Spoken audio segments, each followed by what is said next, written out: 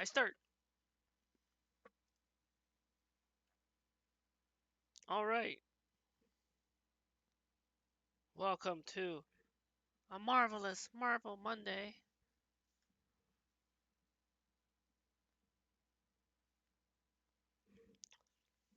Especially after how hype excited I was for Spider-Man No Way Home when I went to go see it. No spoilers here, of course. I'm not going to talk about that.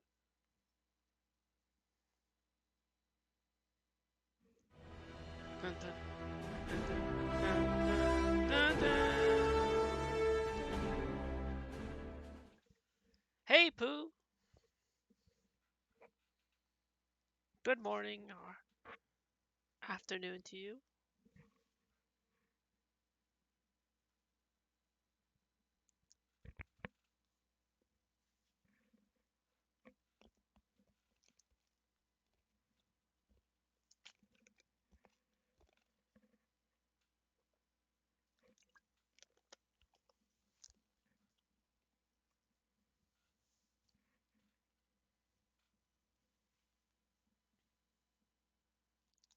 It's morning, but you wish it was night.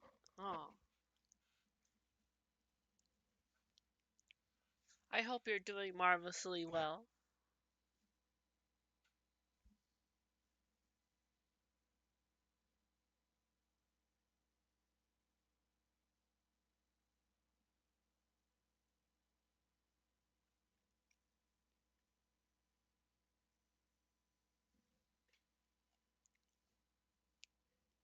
Anyway, I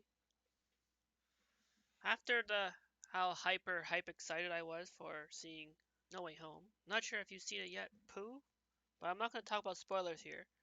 But what I will talk about, as well as do,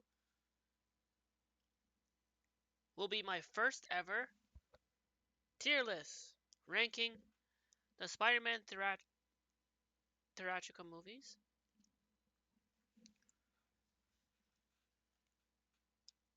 I think starting with Tobey's movies and working my way up to everything from thus far. Though also, now that I bring it up and talk. Oh wait! Oh shoot! I just realized my Discord. Oh, no, I forgot to do something.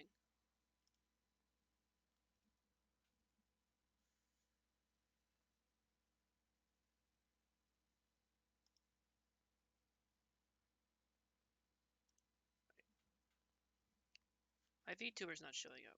Whoops. There we go.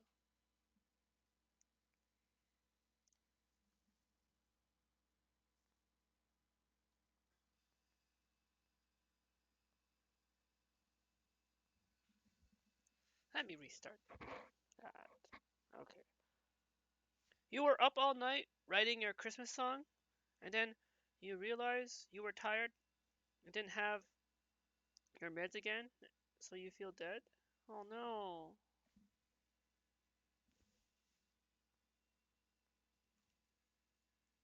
Wait.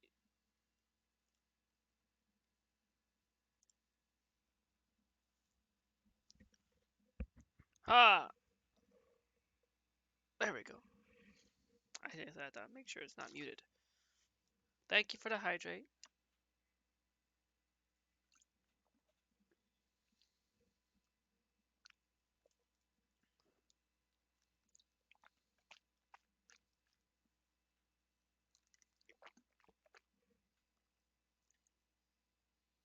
Though you really should probably save up your points for other things. I do have a lot of really cool channel point redemptions.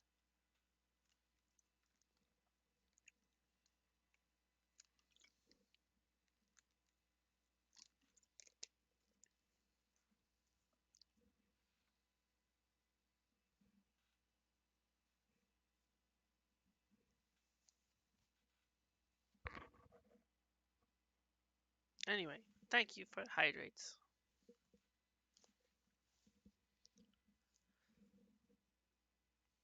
But yeah, alright.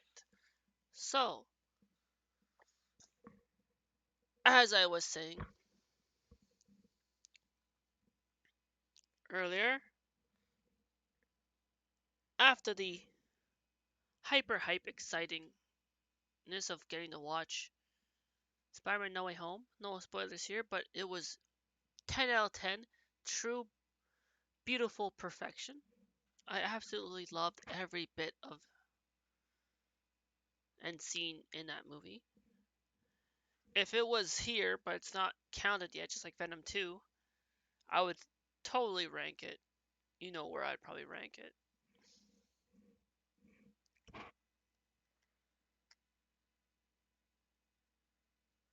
I'm gonna start with Tobey's movies first and work my way up to Andrew and then Tom.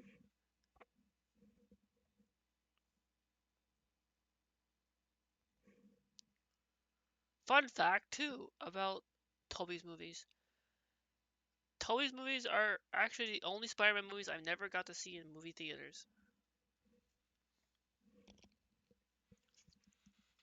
So now that I think about it and realize, my movie theater experience for Spider-Man started with Andrew Garfield, Amazing Spider-Man 1.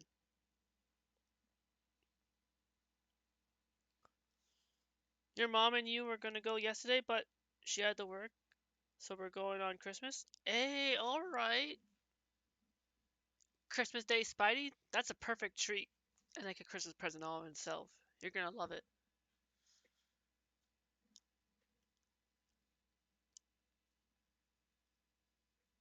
But yeah, like I was saying, I never got to experience Tobey's movies in theaters. I do still like them, but I think because of the fact that I had that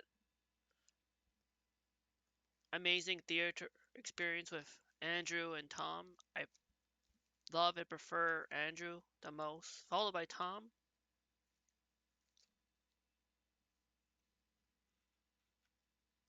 Which is why let's start with Spider-Man 1.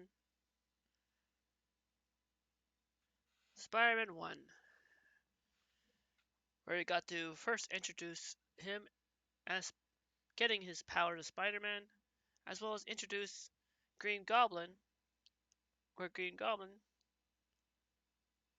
got his powers too. They did a Spidey introduction and a villain introduction all in one. Uh, so it is great with great power and great responsibility. A tier.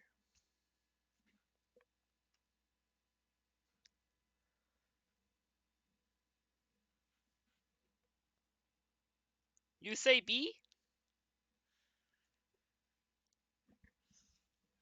All right, Pooh. Nice.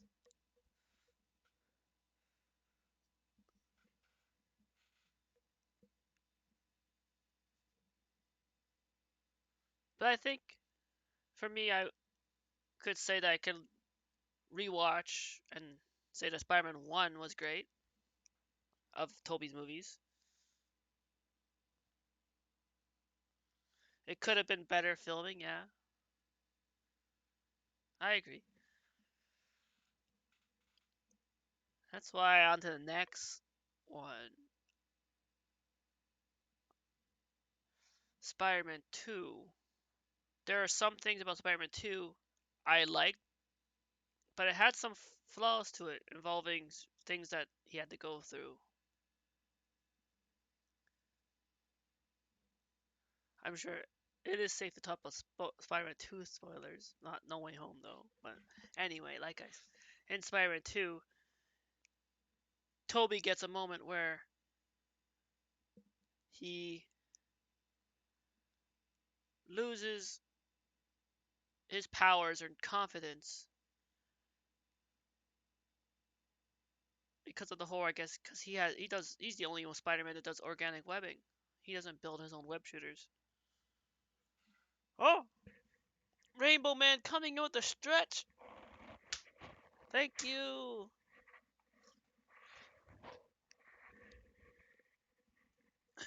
If you don't know who Rainbow Man is, they're an absolutely fantastic and awesome part of the community. A great lurker.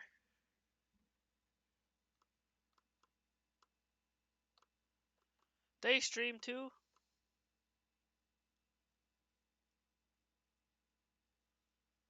Don't lie.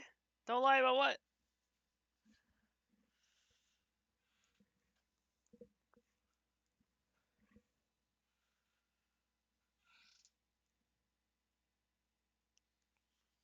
Pooh, you're a Spider-Man critic?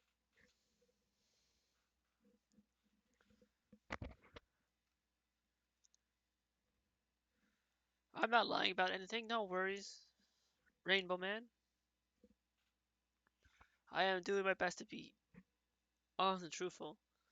For example, I'm not sure if you got to hear the fun fact about how I never actually got to experience Toby's movies in theaters.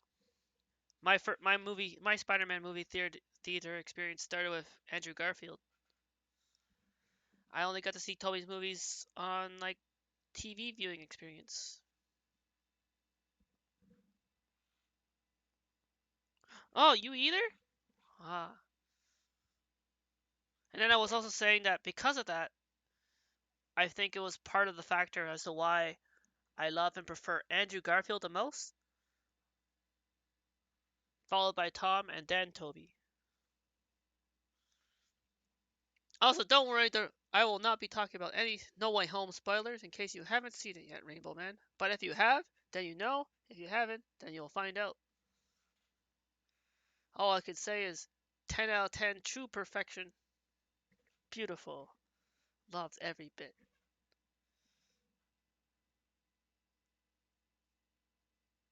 Oh, Pooh, you haven't seen any of them in theaters? That's even more unfortunate.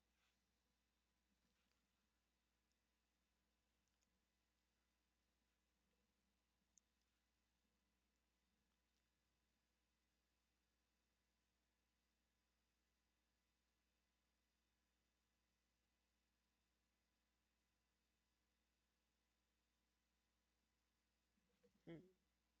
You can't afford, oh no. I know that feel.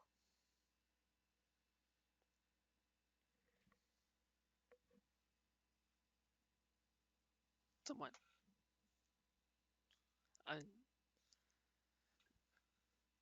there is always. Like, movie theaters do Tuesdays.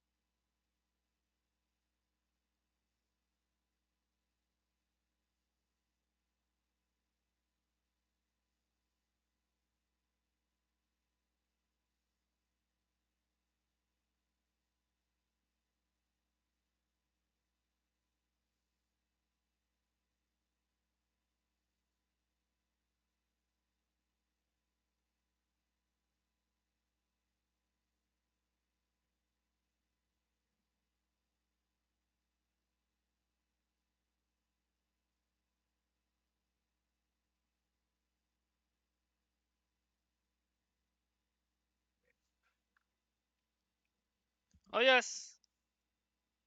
Vongola Prima indeed went live.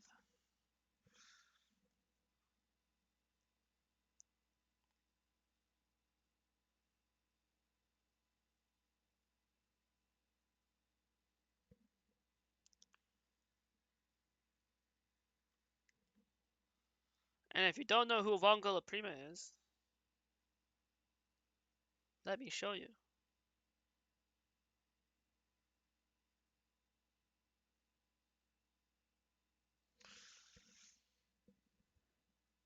They're one of my best in real life cosplay friends. An absolutely wonderful, fantastic streamer. Please go send him some love too.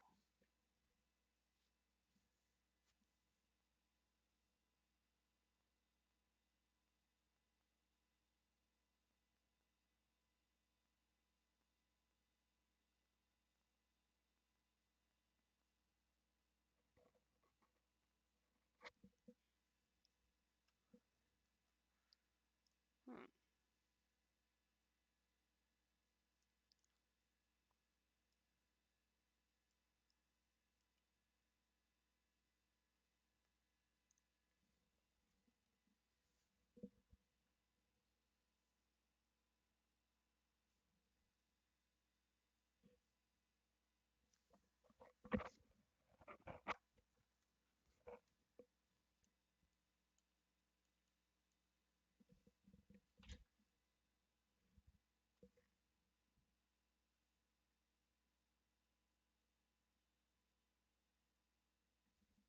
Anyway, I was in the process. Let me get back to my tier list. My first ever tier list.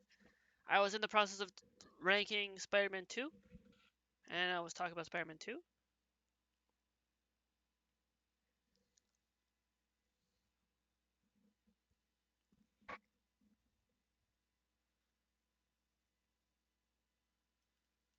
So, well, as I was saying about Spider-Man 2, was that it was great and good for a lot of parts, like getting to see Doc Ock and like Doc Ock's origins were good and everything. But then the flaws I had with it was how he loses his powers and confidence during the movie.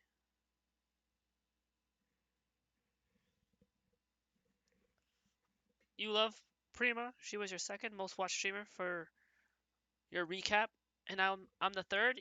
Yay! I'm glad to be part of the recap.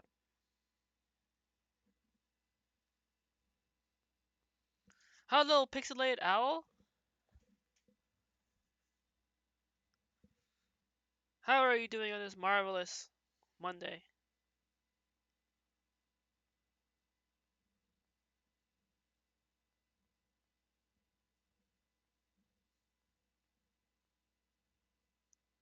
If you don't know who Pixelated Owl is, they're another fantastic streamer who were last seen playing Marvel's Guardians of the Galaxy. Hey, let's go! And I've met them through Master Anakin.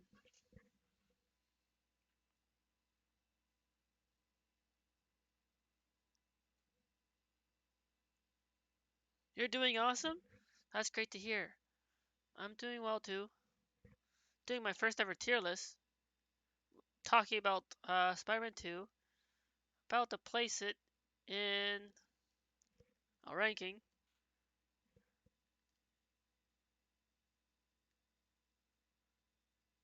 This is how I feel about them. No, I still love them all overall, so don't take too offense or anything. But basically, there are parts in Spider-Man 2 I really like Doc Ock and stuff. And then there's parts. There's a part where I don't really like in Spider-Man 2, and that's when Peter loses his confidence in his powers for a duration of the movie.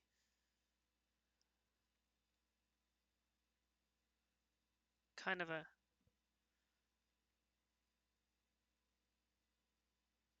takes me out of it. But I think for me, it deserves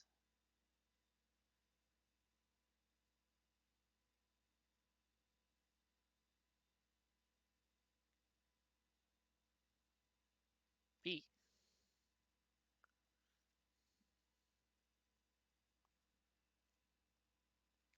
Wait, it's Monday? You thought it was Saturday? Where have you been, Pooh?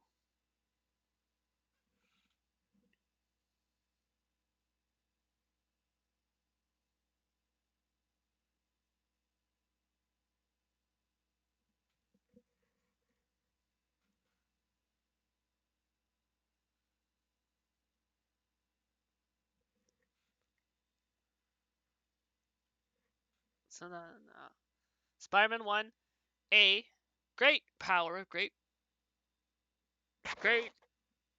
great value, great rewatch ability. Wait a minute, I just realized something. There we go.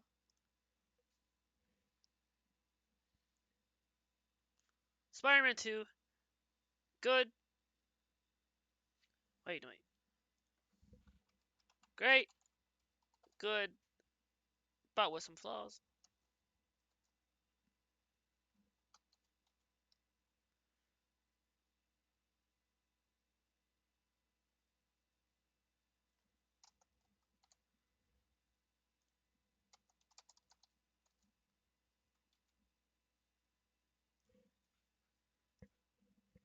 And then, next up,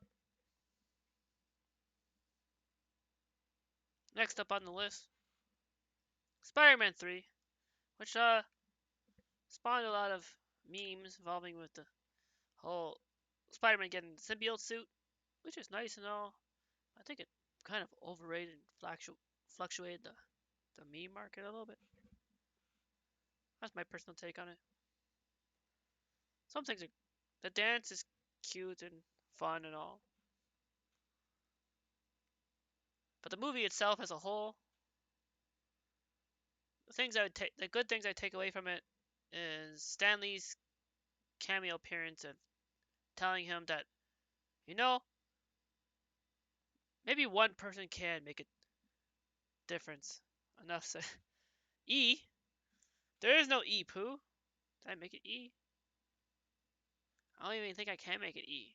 It's like S, A, B, C, D, F.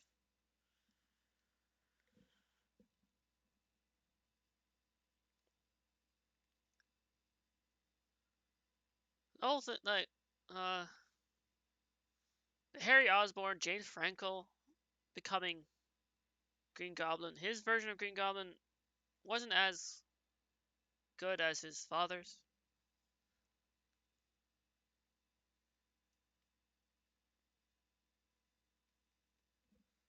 Then D, maybe. Uh, let me I know. So yeah, I didn't really like James Franco's Green Goblin as much.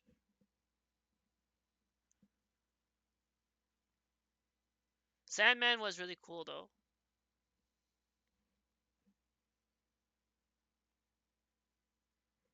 Sandman was nicely done. Venom could have been a whole lot better. The actor they chose, if they chose Tom Hardy like they have now, it would have been better.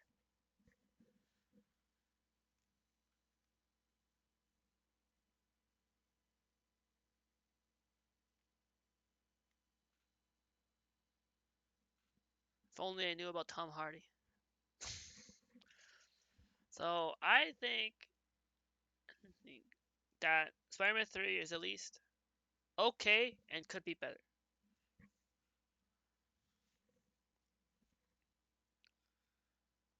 Also, to be fair, Spider-Man 3 was also the movie where they didn't really want to try, and that I think Sony was forcing them to do things that they didn't want to do.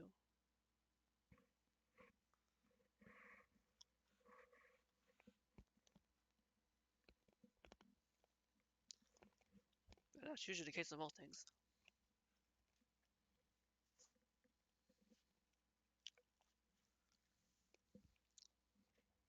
Okay.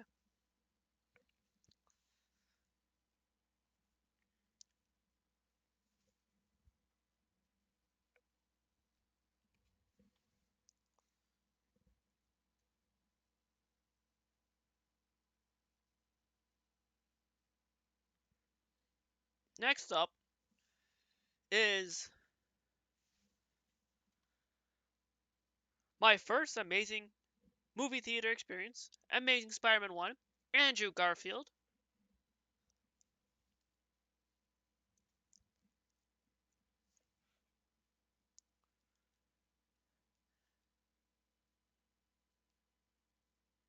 This movie had a lot of amazing things. The visuals were amazing, the suit was amazing, the acting was amazing. A lot of the lines I just like love so much. From like Uncle Ben's line, if you could do good things for other people, you had a moral obligation to do those things. Not choice, responsibility. And then what Peter says during that part, because it was during a time where he was upset. That's all. That's well and good.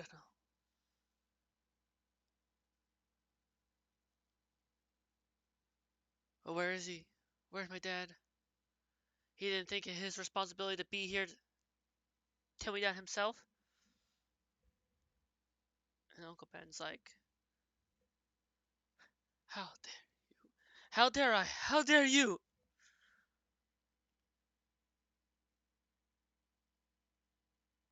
And then silence as door smashes. Too much strength.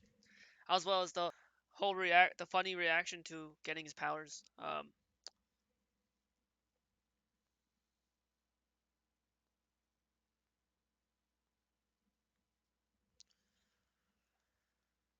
Where first it started with falling asleep in the subway.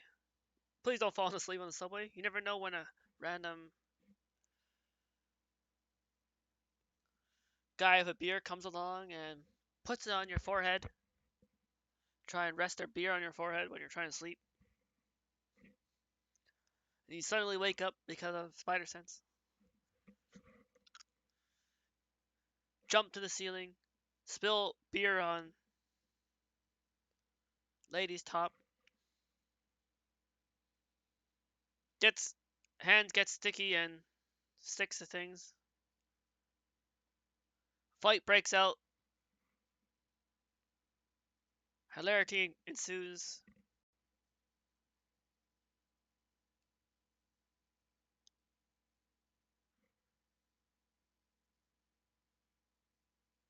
Peter then heads home, grabs a whole bunch of food from the fridge because of how hungry he is. Wakes up, smashes the alarm clock, throws the brush teeth, breaks the bathroom sink, squeezes the toothpaste onto the mirror. Has to like slowly open the doorknob. Great scene. Great scene.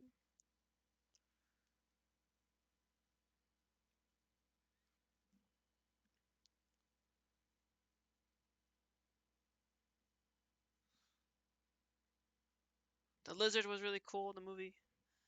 Gwen Stacy was really cool in the movie.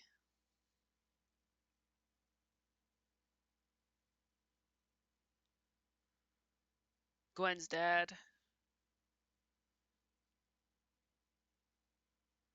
Aunt May.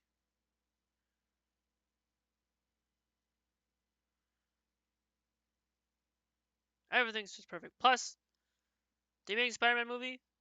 The only steelbooks I have, like for the Blu-ray, I own the steelbooks, and that's the only steelbooks I have is for 1 and 2.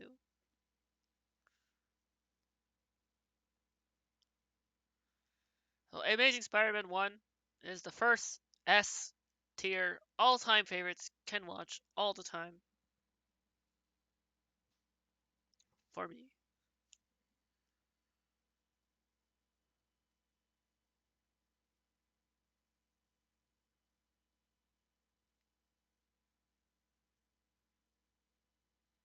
Wait a minute. Why do I see Spider-Man 3 here twice?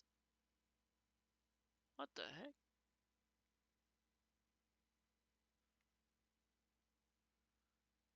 Here. I don't know. Just put it there.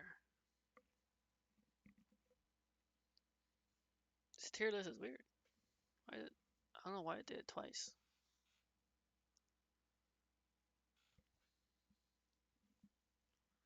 Anyway. And go up 2 more years after Amazing Spider-Man 1 released.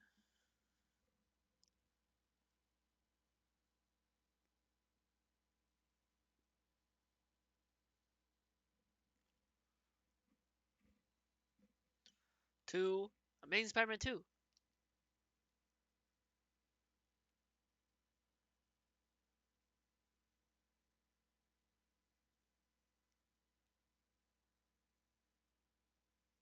I know Amazing Spider-Man 2 gets a lot of hate and everything, but to tell you the truth, I don't think it deserves it because the acting in the movie is still just as fine as the first one.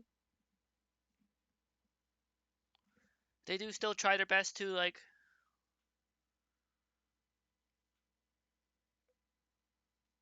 envision the first one.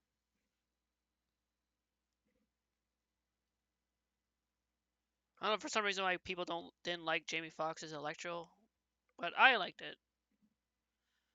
When he was Max Dillon before he becomes Electro was very emotional too. How like Max thought he was like a nobody and a loser.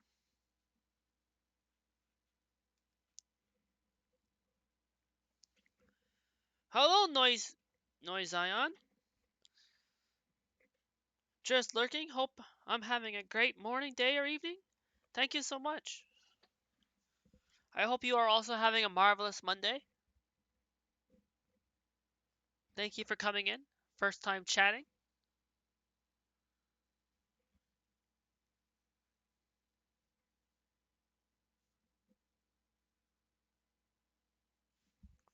You're welcome.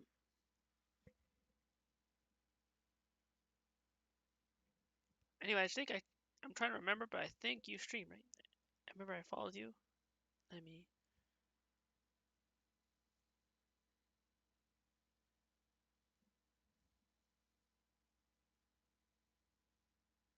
wait. Did I do it right?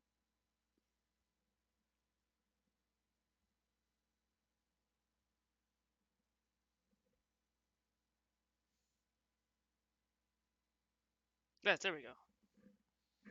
Go check out Noise Zion. They are also a streamer too. Wonderful and fantastic. And thank you for coming in.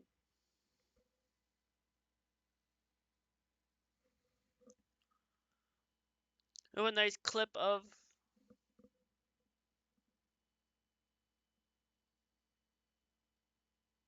something.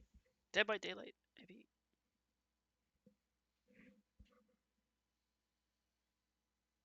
You're welcome, Noise Zion. Can't you poo? You can't believe it's Monday. You still really thought it was Saturday?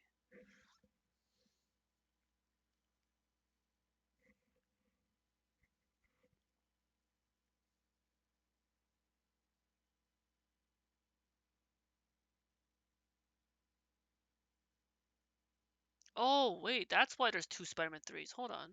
Whoops. Because one's the editor's cut. What? How do I know which one's the editor's cut?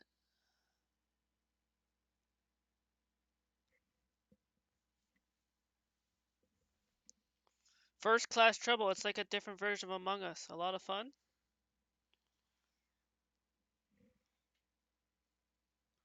It looked really nice. It was also in 3D. So like 3D Among Us.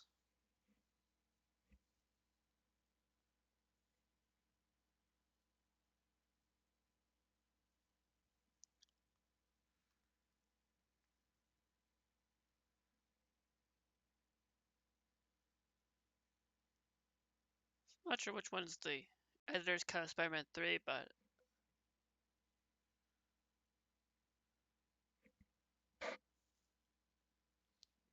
and Pooh, you've played Goose Goose Duck on stream? It's like Among Us? Yeah. I think you probably played with Angola Prima, right?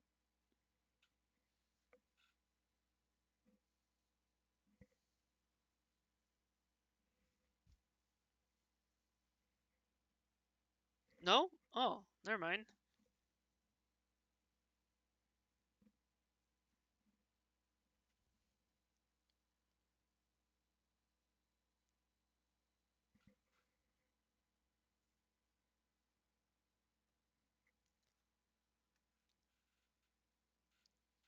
Anyway, yes, as I was saying about Amazing Spider-Man 2, back at it after catching up on everything.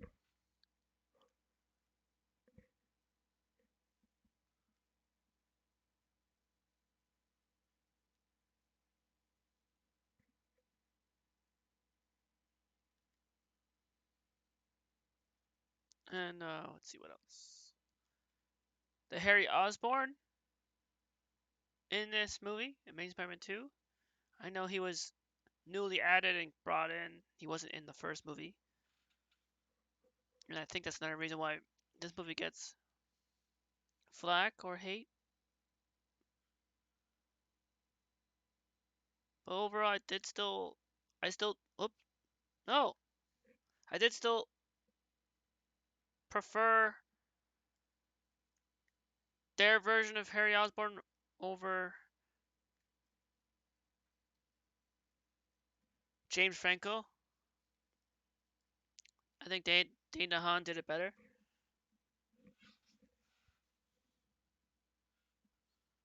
You played on stream with your friend, and then you met Prima when she was at the end of playing Among Us type games. Oh, okay.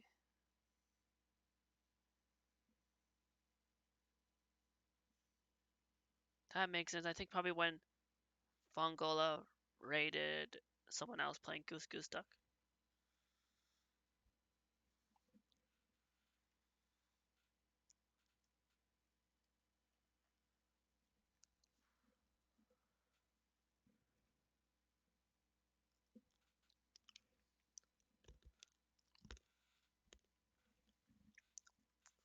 Also, another thing to note is that Amazing Spider-Man 2's music soundtrack, done by the talented Hans Zimmer,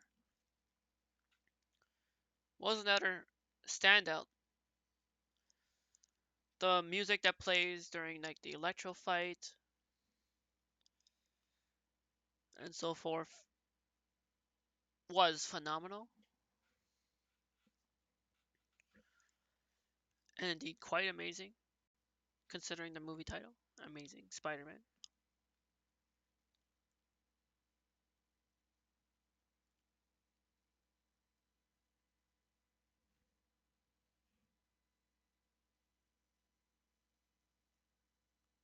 Which is why, for me,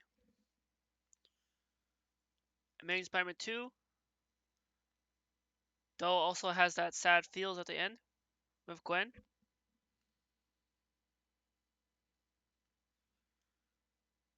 will still also take my S all-time favorites watch ranking as well.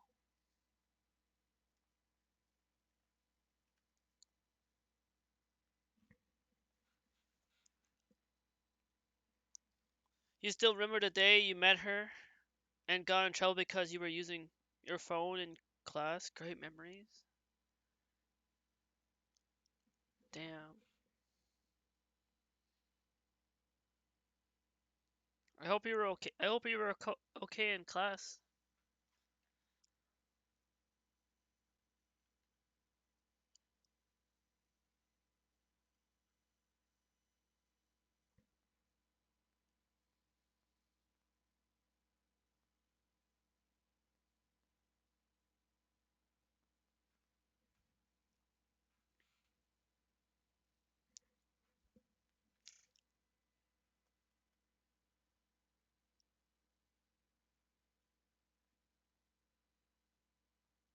Mm.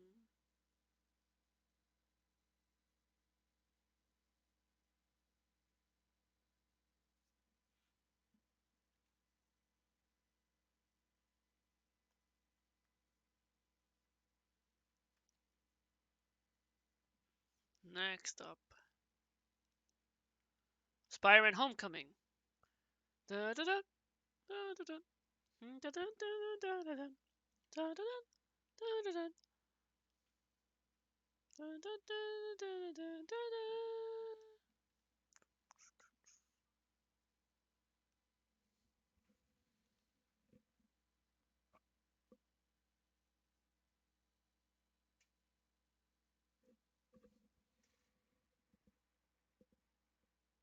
You were grounded for once, but it was okay because you got to meet me and Prima. Aww. I'm sorry to hear that you were grounded, but thank you, Pooh.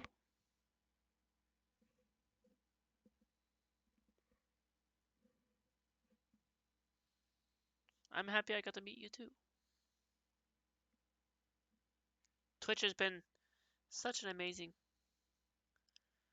fun platform of getting to meet so many people.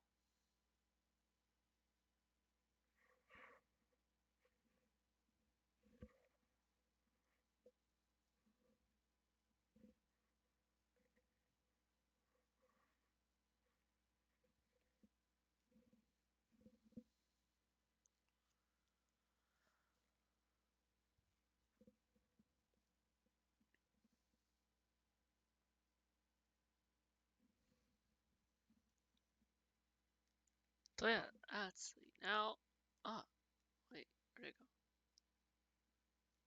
Spider-Man Homecoming,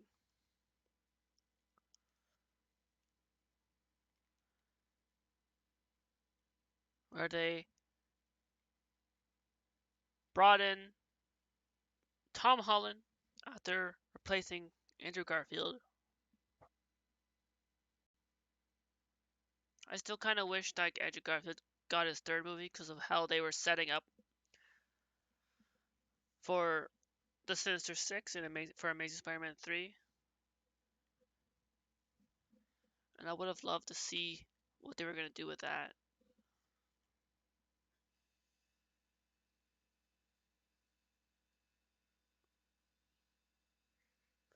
There was some unfortunate stuff happened involving like controversy between Andrew and Sony, but it's only because like, Andrew was feeling sick and he didn't want to like come out and risk going to something while being sick, and then Sony just like you need to come regardless or something. Thank you so much for the lurk, Pooh. Thanks for stopping by, lurking the stream. I really appreciate it and you. Hope you enjoy watching my gameplay slash tier list talk. And I also hope you have yourself a great, marvelous, and beautiful day with whatever it is that you are doing today.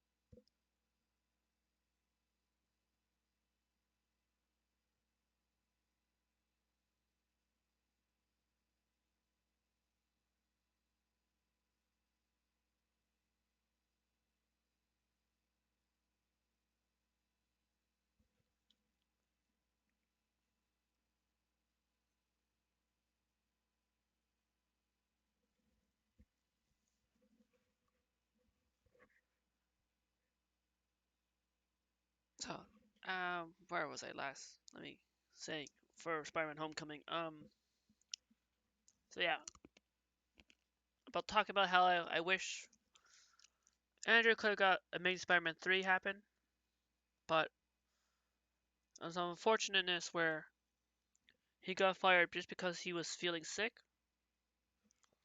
I feel like he was wronged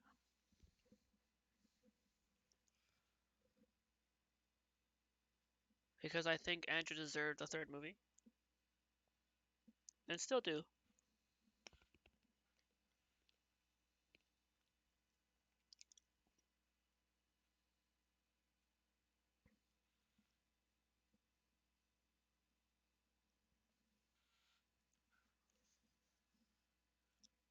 But moving on to Spider-Man Homecoming, the first MCU edition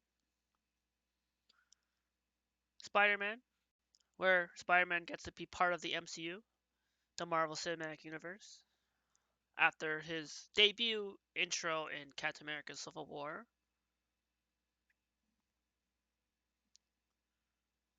Which I guess you can't really count that. I mean, he only has a very he has a small role in that movie, but for Homecoming, his first MCU outing, it was another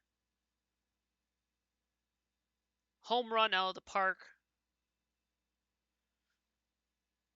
Absolutely beautiful, amazing movie. Up there with Andrews, I think too, because of all the scenes that happen in it, the surprises, the references. Vulture was like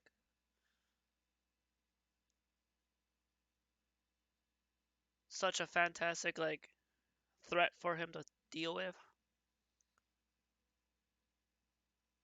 while trying to like impress Iron Man and prove himself to the Avengers.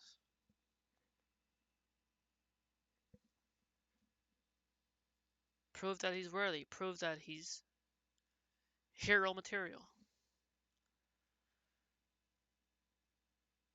While also being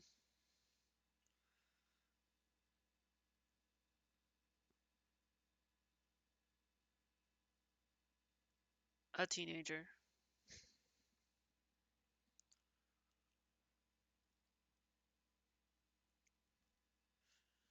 Which is why Homecoming also gets the S tier spot right here in between. It makes Spider-Man 1 and 2, I think.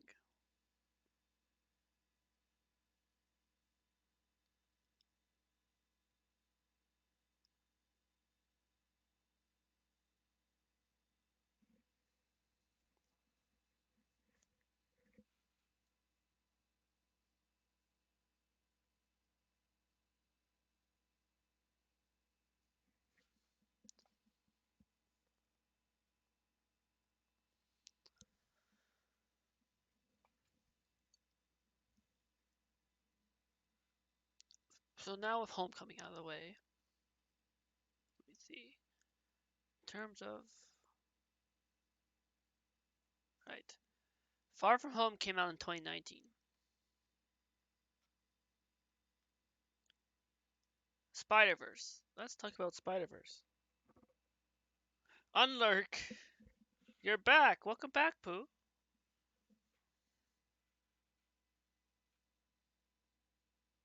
Maybe I should make Unlurk an actual command.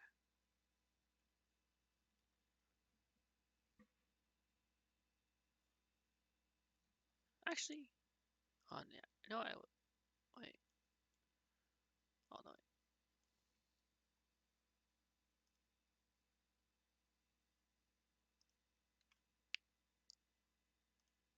let's do that. Let's make Unlurk an actual command.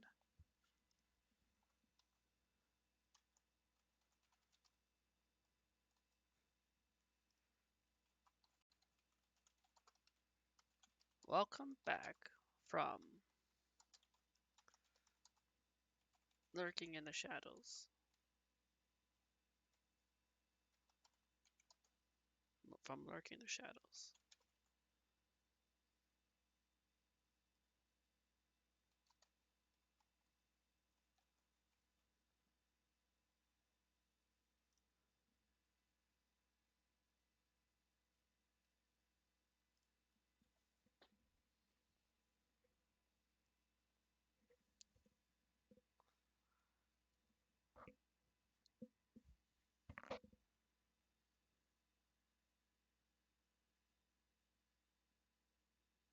Actually, now that I think about it, let me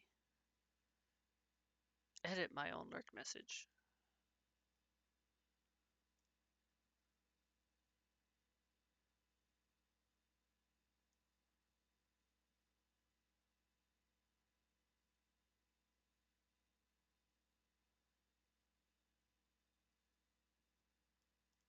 Now is now lurking.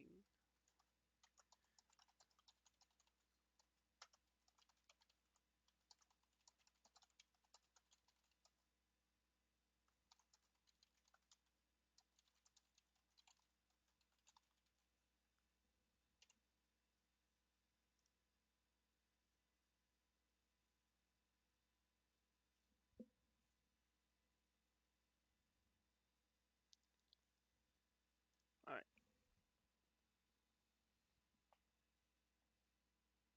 Back to it. So yeah, Spider-Verse came out in 2018. So did Venom. Venom 1. Venom 1 came out first. Because they were the last two movies to have a Spider-Man cameo.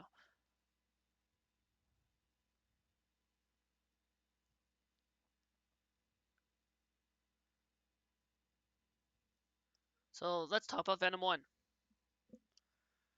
Even though Venom is not technically a Spider-Man movie, but because Venom has a lot of relation and connected to Spider-Man anyway, it is counted. Even though in this movie, Venom doesn't really get to meet or interact or talk to Spider-Man. Imagine maybe though for a future Venom movie, like maybe for Venom 3, they could do it.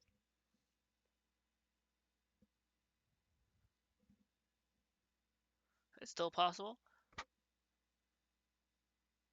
Venom 2 is not up here to rank, I guess because it's still too new. But I did really enjoy Venom 2, Let There Be Carnage. More than the first one. Which is why I think. And Venom 1, he already beat and was better than the Venom that was in Spider Man 3 by far. Like, Tom Hardy was a much better Eddie Brock than Topher Grace.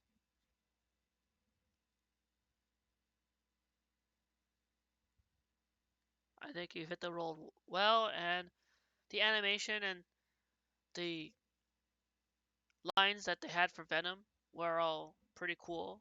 Lots of fun, funny.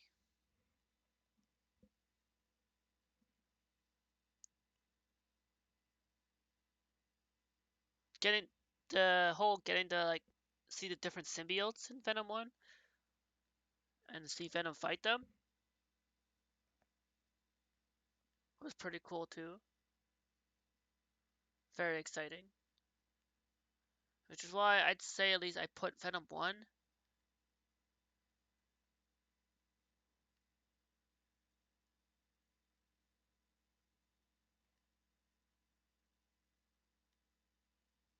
Um,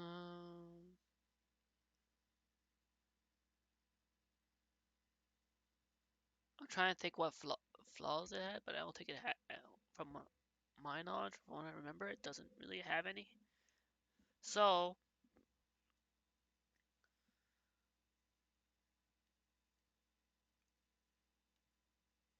I will put Venom 1 in A tier. A great movie with great rewatchability.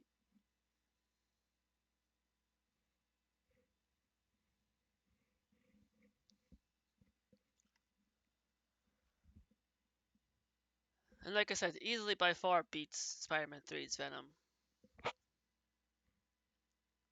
And then next up is Spider-Verse, the first animated Spider-Man movie to also do Spider-Man crossovers Spider-Verse. Miles Morales' first introduction too.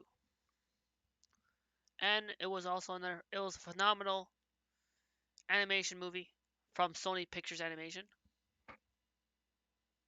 The music, like Sunflower, everything was What's Up Danger, the visuals, the voice acting from Haley Steinfeld. As well, like the voice of Uncle Aaron is gonna be the new Blade, or how Catherine, who plays Agatha Harkness on WandaVision, is the voice of Dr. Liv Olivia Octavius, the female Doc Ock.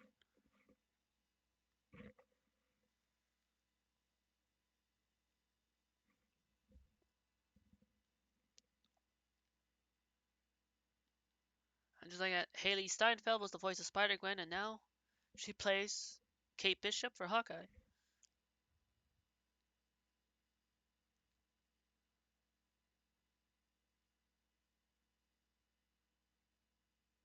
I think Miles's voice actor was a little more unfamiliar. Like I did not know too much of what they worked on.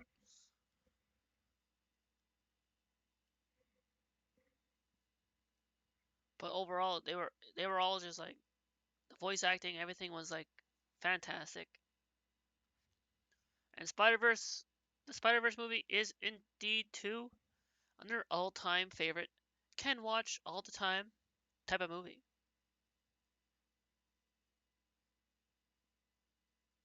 S tier for sure. S for Spider Man. Spidey tastic.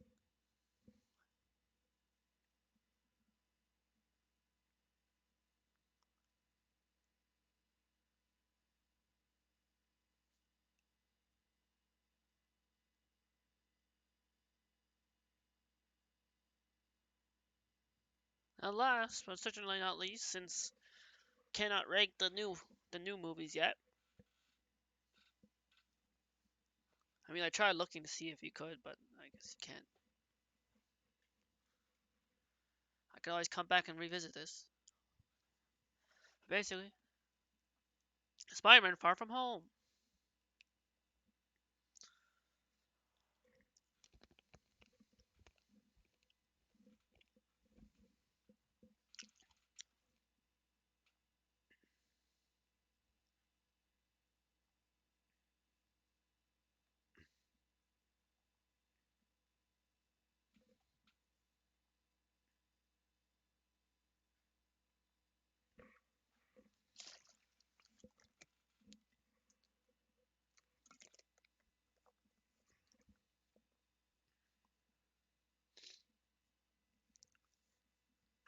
Let's see.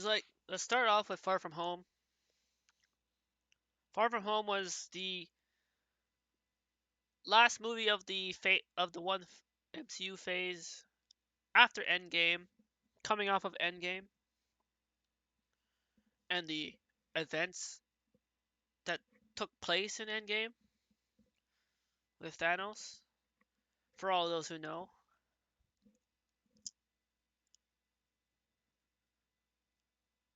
I know in case anyone like someone like Oceanic is watching, because he told me last time that they have not seen Far From Home yet.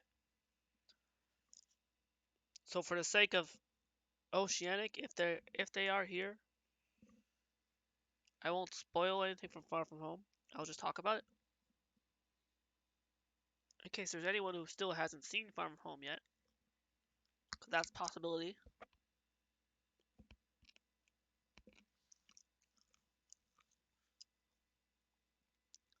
If you haven't seen Far From Home yet and want to,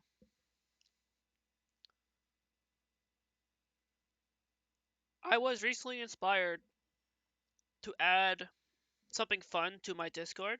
If you're not in my Discord, if you would like to join it, feel free.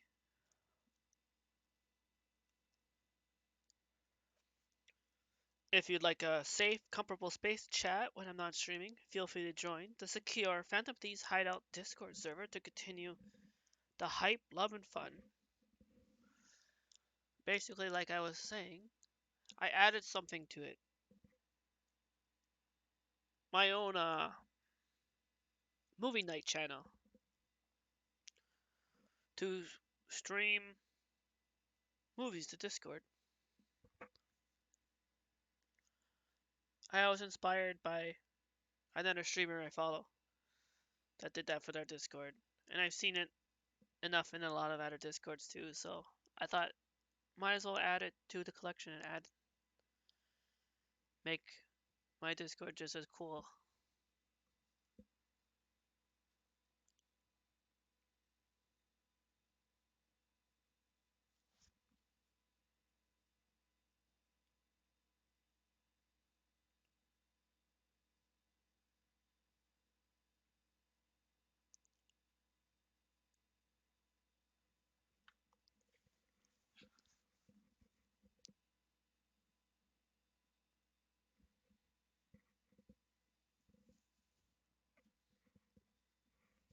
Anyway, Far From Home was a nice vacation break from Avengers Endgame because the movie was about Spider-Man going on vacation. Peter Parker and friends, school trip, go on vacation. School field trip, pretty much. So I can at least say, saw from the trailers, until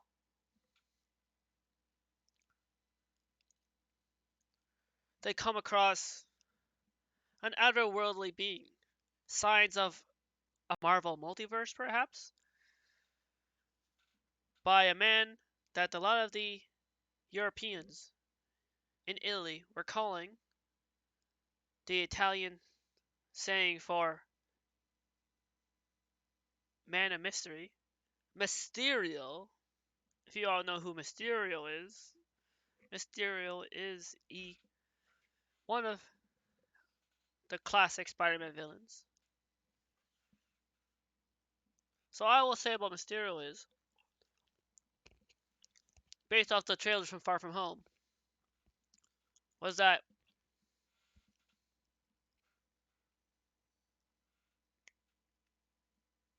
it was nice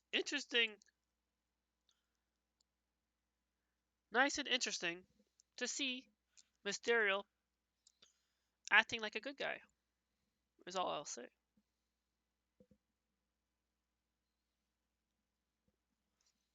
Thank you so much for the lurk, Noise Zion. I appreciate you a lot. Thank you for lurking in the shadows and fighting out the evil shadows and keeping the stream safe.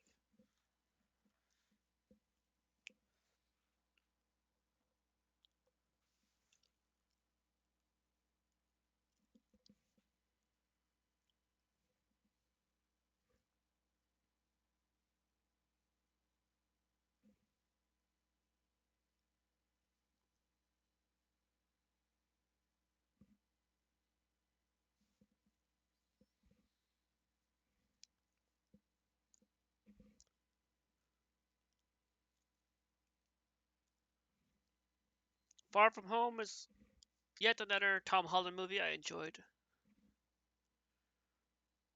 wonderfully well.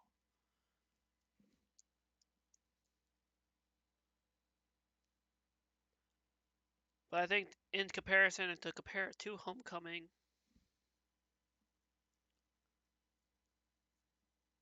it does have similar surprises to Homecoming, so I'll say. As well as some references and cameos because it is the second Spider-Man MCU movie. No Way Home being the third. But once again, with no spoilers on No Way Home either, all I'll say is No Way Home was a 10 out of 10, true perfection, beautiful movie experience. Far From Home,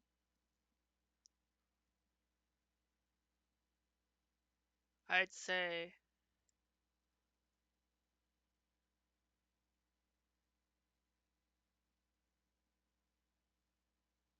an 8.5.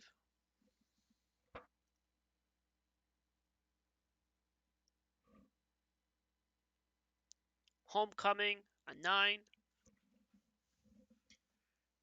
out of 10.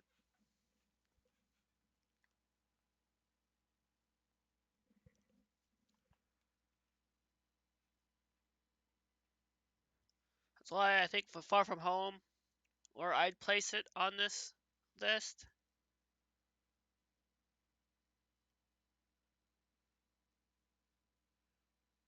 is right here in front of Spider-Man 1. A great movie with great rewatchability. A tier.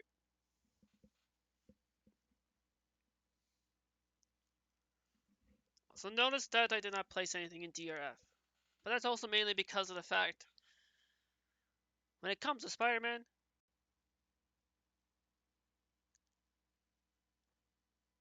there's never really going to be a Spider-Man movie I'm not going to like that much. Nor will there ever be a Spider-Man movie that's ever going to fail to make me be hyped exciting.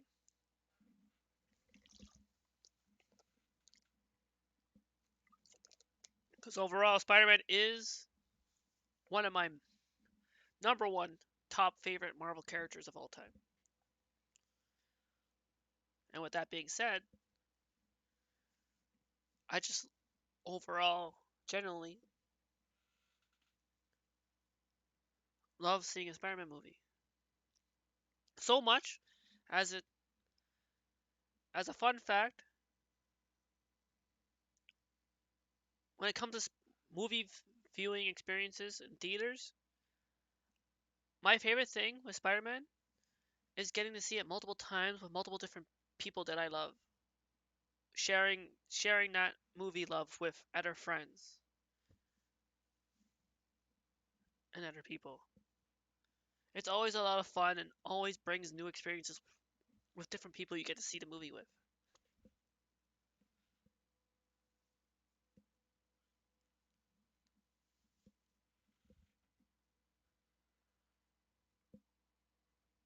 So yeah, that was my first ever tier list for ranking the Spider-Man movies.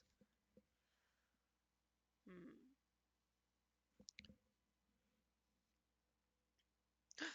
Stop! No! Oh no! I'm gonna make you cry, Pooh. No, I'm sorry.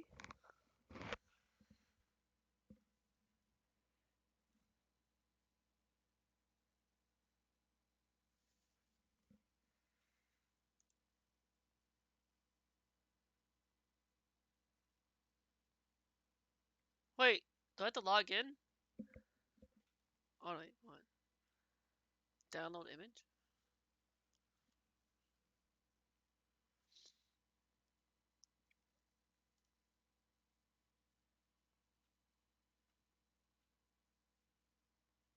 Okay, there we go. Wait, wait.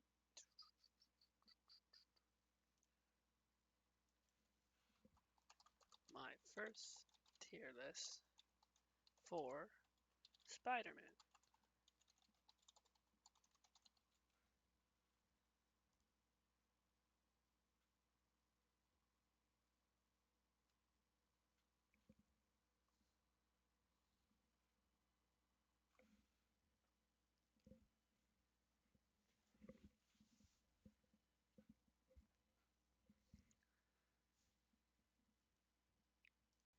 Make sure it's saved.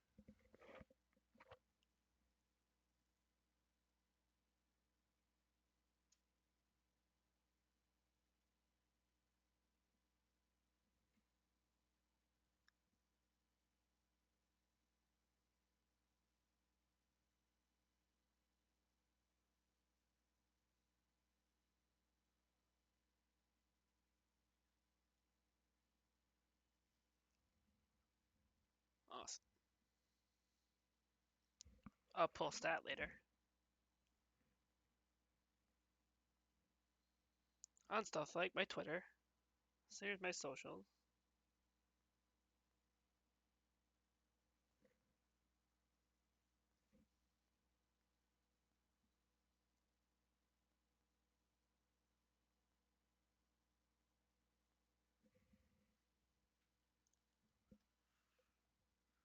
No, I love that so much.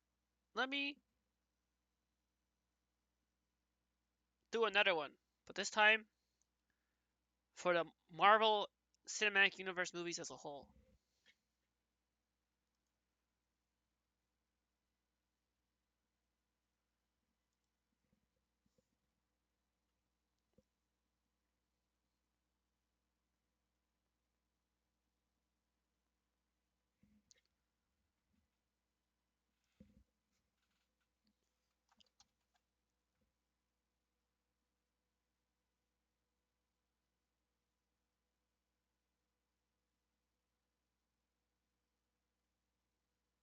MCU movies.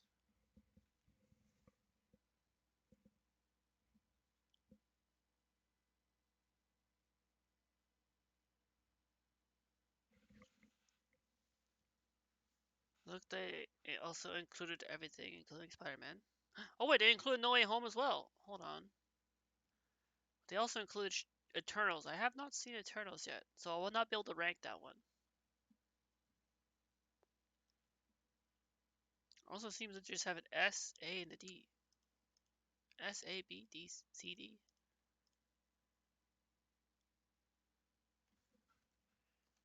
Oh yeah, edit it. All time favorite. Can watch anytime. Great with great rewatchability.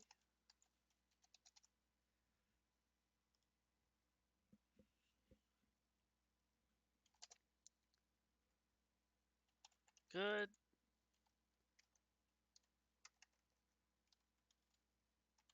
Great. Good. But with some flaws. Okay, could have been better.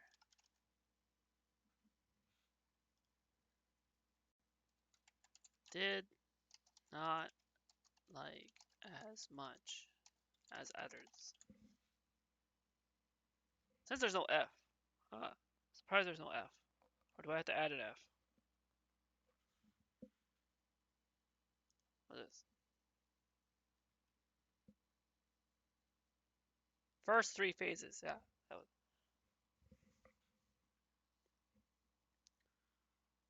Which case? I should start with the one that started it all. Iron Man 1.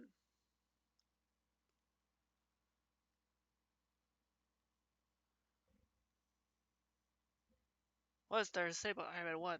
Aside from the fact that, look, I'm wearing the Iron Man suit for Marvel's Avengers right now. That's the canon MCU outfit. Oh, yes! Thank you, Pooh! Merry almost Christmas indeed! 4 or 5 more days to go.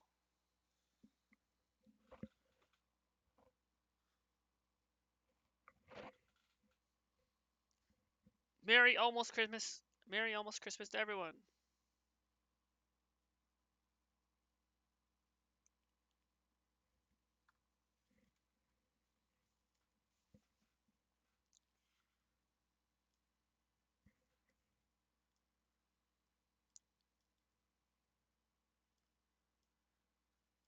So, Iron Man 1. Iron Man 1 was the Marvel movie that started and sparked the entire Marvel Cinematic Universe.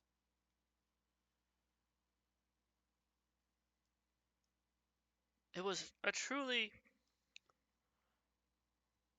100% perfect, absolutely really no flaws in Iron Man 1 at all.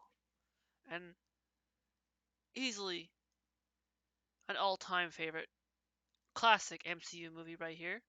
Can, of course, watch anytime, which is why Iron Man 1, of course, deserves to be S tier. Because everything in it was fantastic. From Tony Stark's character development of where he was to starting out and building himself up to become, well, Iron Man. Robert Downey Jr. made the character. He made the character popular. Everything. Robert Downey Jr. is Iron Man.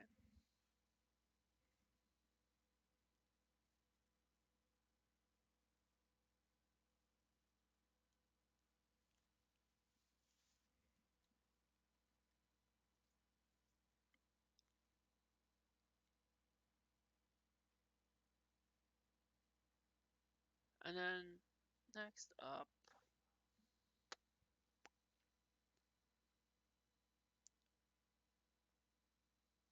I think going with the Incredible Hulk. I think in terms of like where they came out. Yes, Pooh, I have a Discord.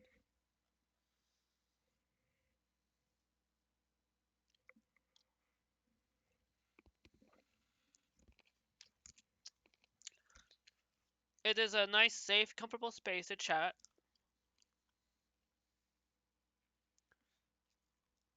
Just make sure to be good there.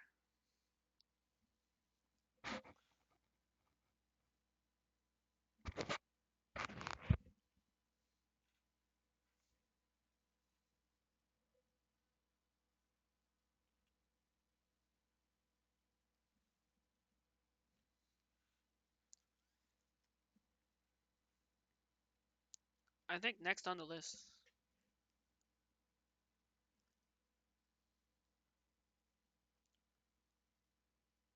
for me to rank is Incredible Hulk.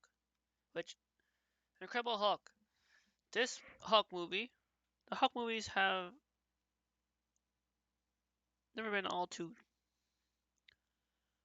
wonderful or great or anything, but they've been this one in general, like Edward Norton, I think was a really good actor for Bruce Banner.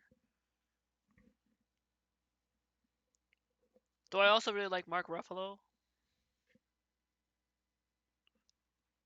a little bit too.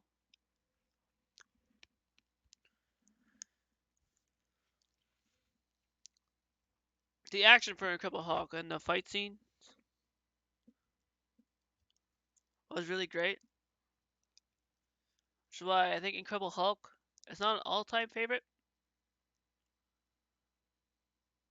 I think The Incredible Hulk, though, is a great movie with great rewatchability.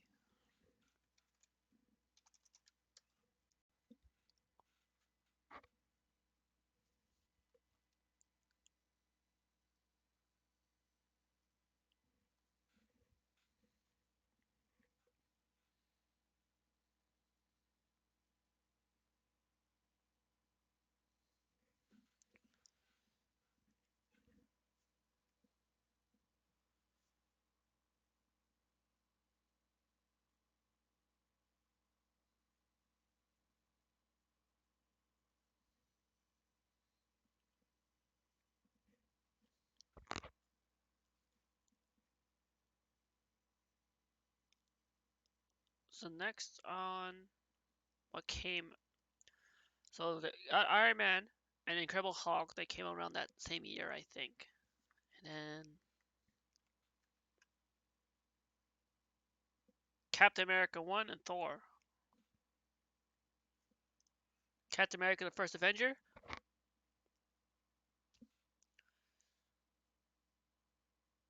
You know, this wasn't Chris Evans' first Marvel movie outing, but this was his first time doing a character for the MCU, where they started the Marvel Cinematic Universe. Like before he became Captain America, he was Johnny Storm for the Fantastic Four.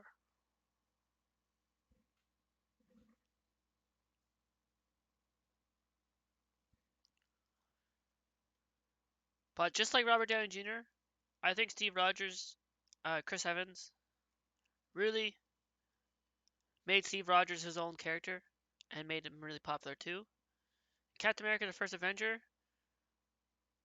was a beautiful, great movie with no flaws.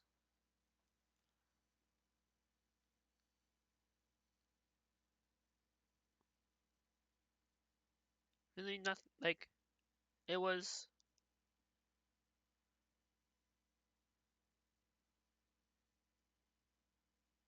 really wonderful to see Captain America's origins, which is why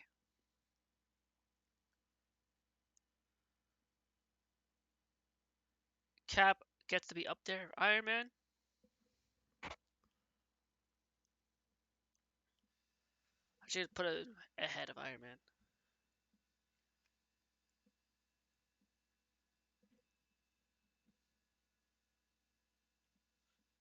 The villain in Captain America: First Avenger was great too. Red Skull, oh, taking down the Hydra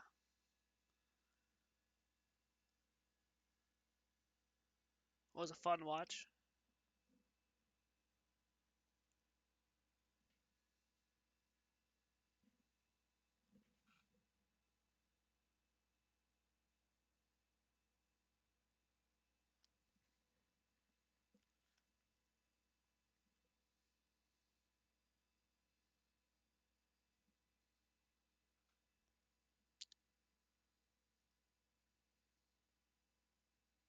So next up is Thor 1.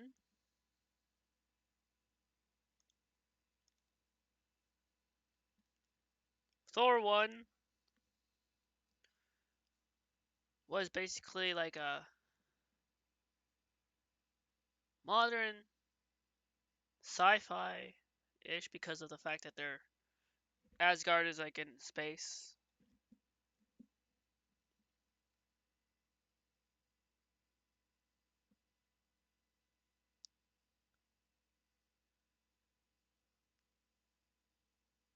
once again, wonderful visuals, storytelling, and displaying of Thor's character, as well as the introduction and getting to see his brother Loki, which everybody loves.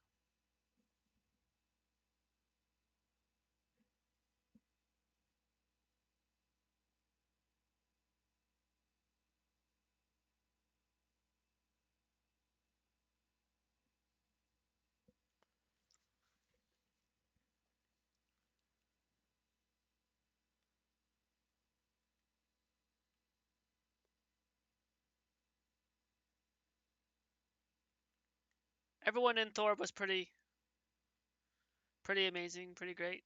Like Natalie Portman as Jane, or like Jane's best friend Darcy,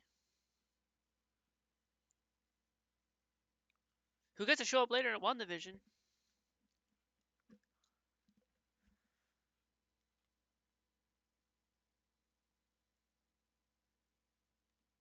Odin.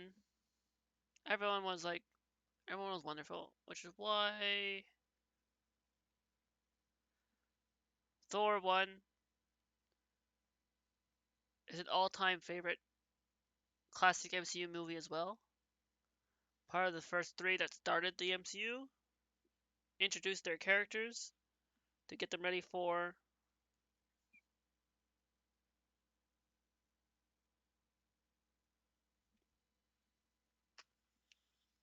the Avengers. Because Avengers 1 is next on the list.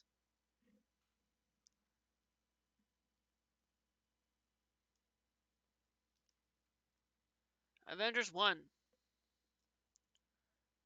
This was truly another fantastic, beautiful movie of seeing them all work together and collaborate as a team, fighting together against a threat. As well as it also brought together and had Hawkeye and Black Widow too. Just everyone playing and doing their part. The fight scene, everything like from the fight scene to like just them talking was just so amazing. Easily an all-time favorite. Right above, right ahead of all of them. I think it's worth. I think it's worthy.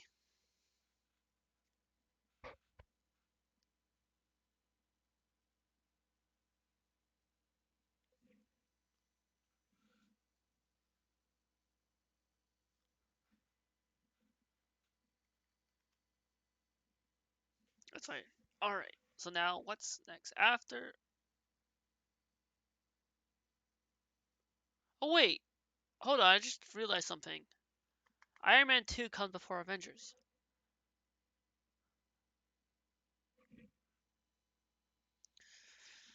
Fran! Hello! Welcome! Welcome on in, Fran. How are you doing on this marvelous Monday?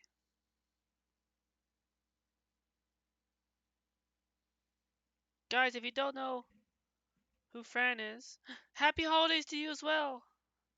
If you don't know who Fran Cottontail is, they're a wonderful, fantastic streamer. Last seen playing Final Fantasy VII. They also play Rinshin Genshin Impact.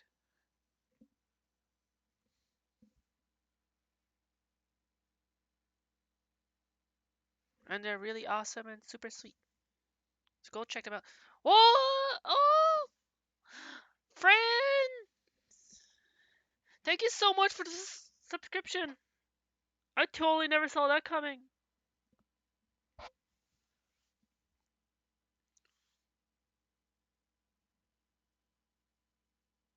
And now, let me show you this command. Thank you so much for subbing to me.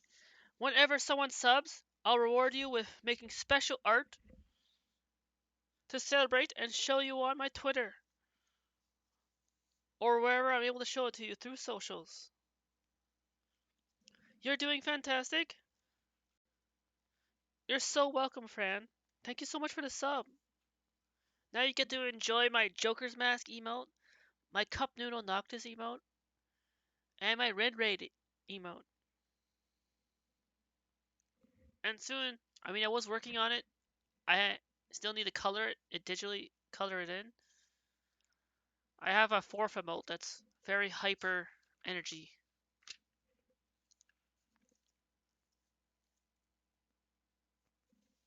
So, Fran, what do you want me to draw for you?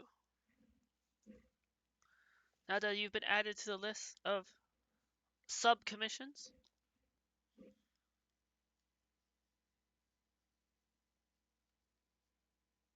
Fran Cottontail.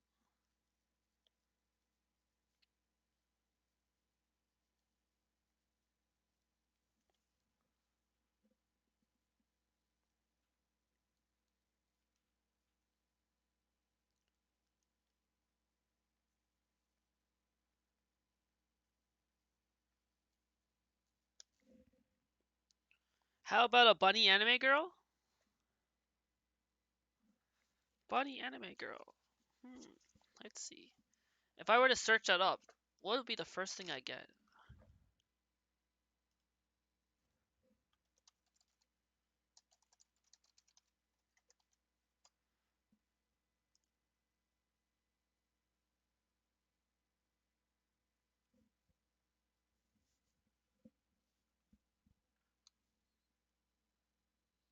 That sounds like a very you thing to request, Fran, considering your name and all.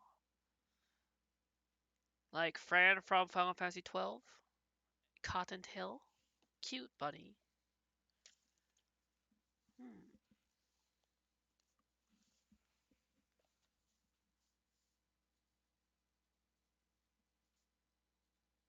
Bunny anime girl.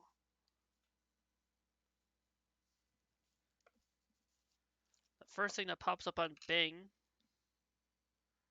first one is this. So I have something like that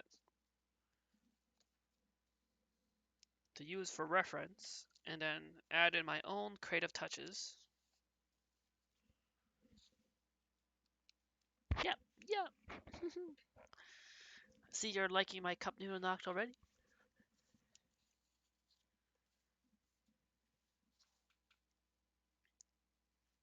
Just out of curiosity, I wonder if Google Images pulls up the same image.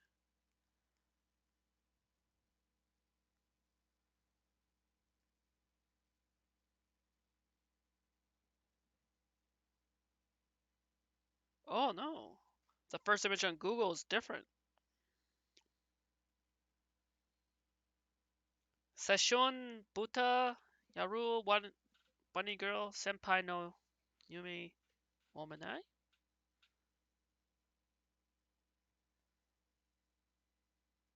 Okay, that one's different. I choose between. You love the blue hair? Oh yes, me too. You know what? Maybe I will do that one.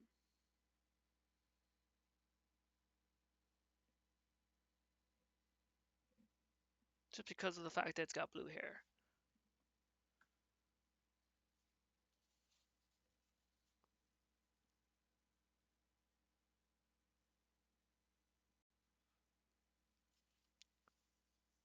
I'm glad you finally got yourself off that 6-day work, by the way, Fran.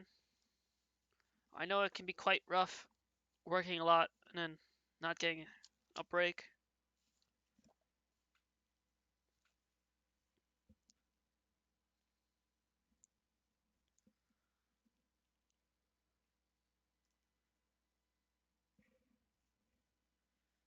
And once again, thanks for coming in on this marvelous Monday, as well as my first time.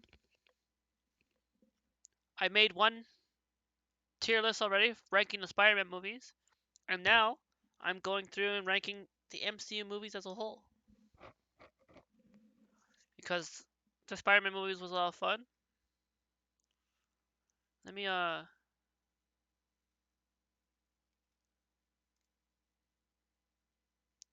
find that one to show it.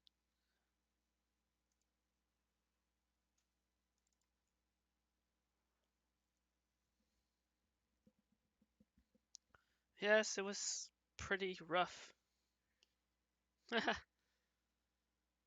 True.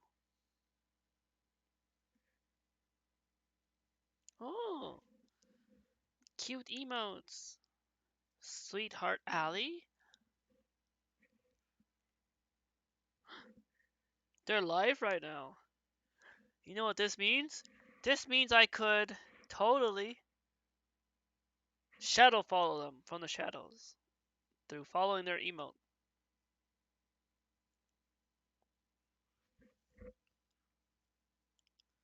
Oh my, OMG, did I see the new Spider movie? Yes, I did, Fran. And I absolutely loved it. True perfection. 10 out of 10. Beautiful movie. And just like how I ranked all of these so far, it would totally get the ranking of S all-time favorite. In fact, since it's on here, let's skip right ahead. Let's go to the current and just give it where it truly belongs. S all-time favorite, True Perfection. Beautiful movie. 10 out of 10. It deserves to be up here with the rest of these S tier movies. Yes, I'm glad you agreed too, Fran.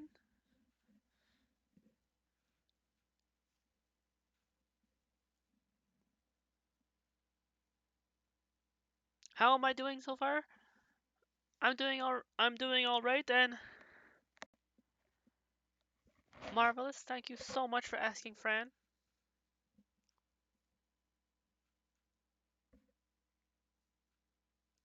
And it's totally okay. You don't have to apologize. I understand multitasking is a thing and needs to be done. I too love to multitask.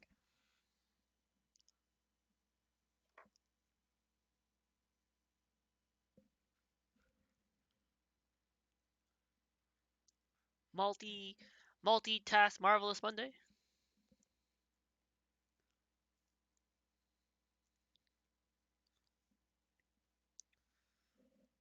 Thank you, Fran.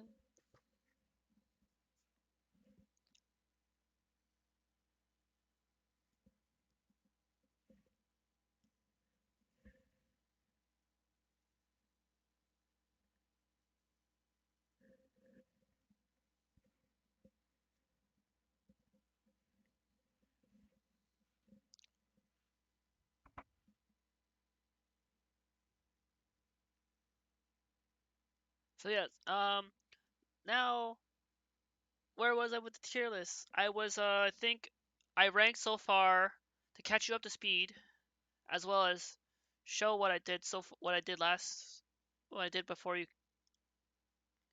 came in.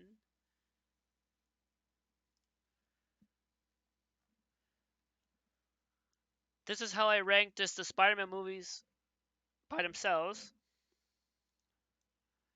and what I was saying about how like I have Amazing Spider-Man 1 and 2, Homecoming and Spider-Verse in S tier.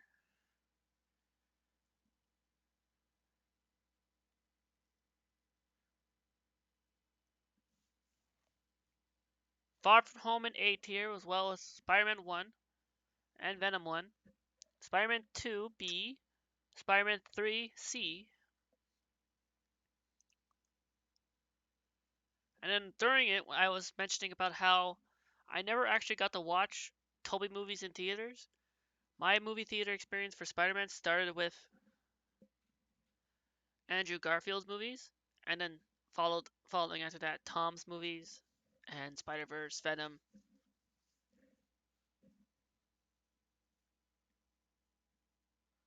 So I think because of the fact that I only had a TV viewing experience for Tobey's movies, I never really fell in love with them as much as I did with the other ones. But like I still overly enjoy them. As you can see, like they didn't none of them really dropped down too low, except for Spider-Man 3, for, well, reasons.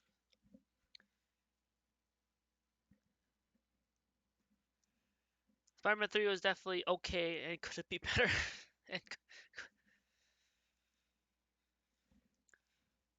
Okay, it was amazing, right? After all, it's in the title, Amazing Spider-Man.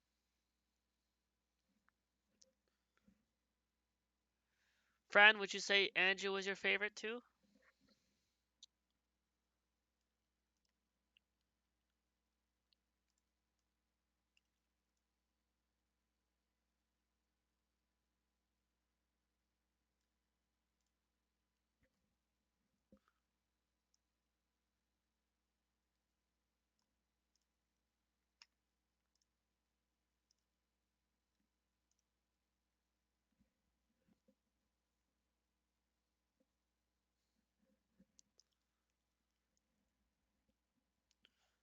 you loved you loved how that made the reference to Andrew Garfield's character in the movie?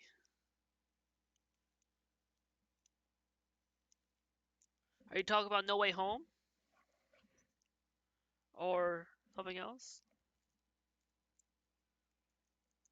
Wait, who is your favorite? Yes, who is your favorite, friend?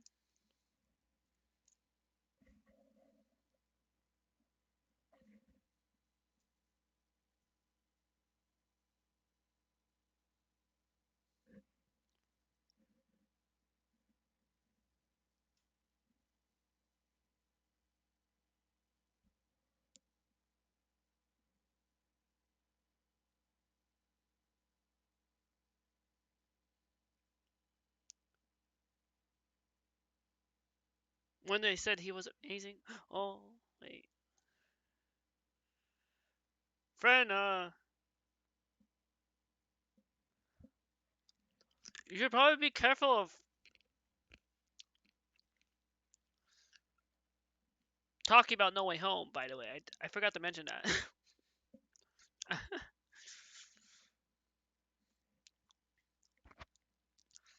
I think it's kind of still too early to talk about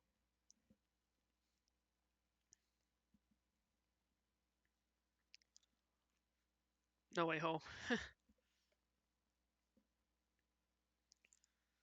Your favorite? That's tough. Maybe Andrew or Toby.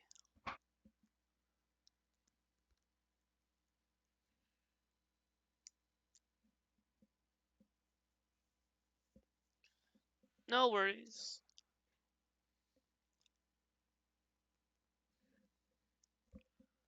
Let me just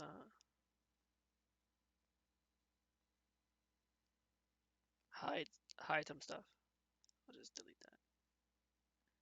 And just in case.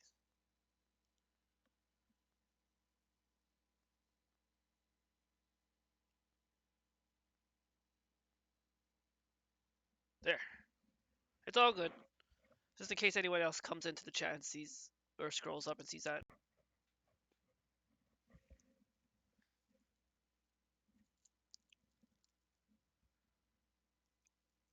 Considering the fact that, fun fact, that No Way Home, I also watched it blind without any trailers. My first time going to a movie without seeing the trailers. I wouldn't want to ruin it for anyone else that's been trying to dodge spoilers, right?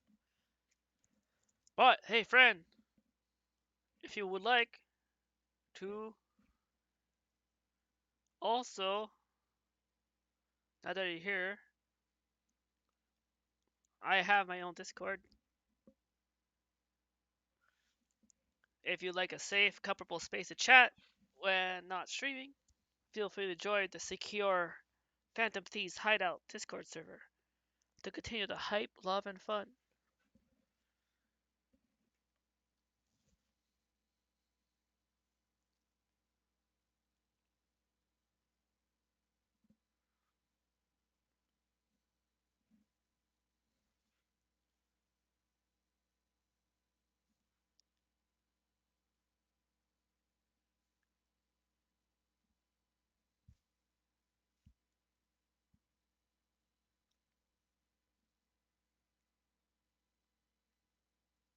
Oh yes.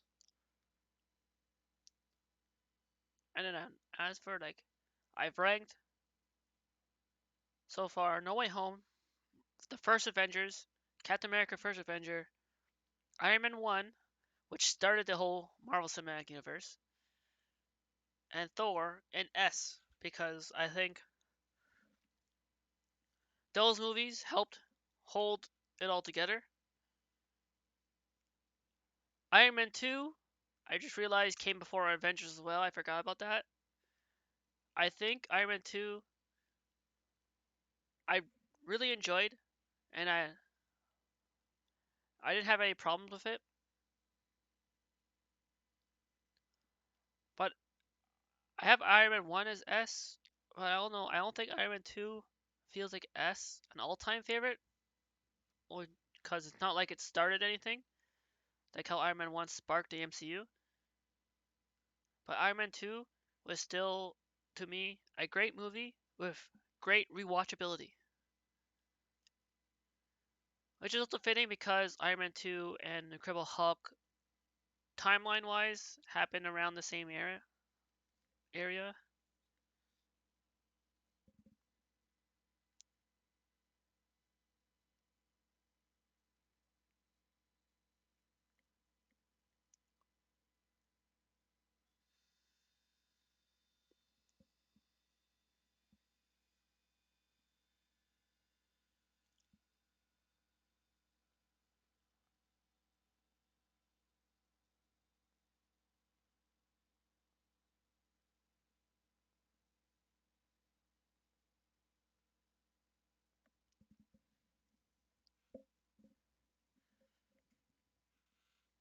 Alright, so then now that I like rank caught all caught up to speed on the tier list, and so far in chat in terms of like movies of when they came out in that kind of order. After Avengers 1, it went to Iron Man 3. You'll never see it coming. Featuring the Mandarin,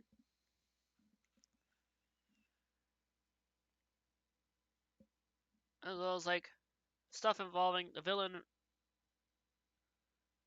Alden Kilrich and his extremist program. I think Iron Man 3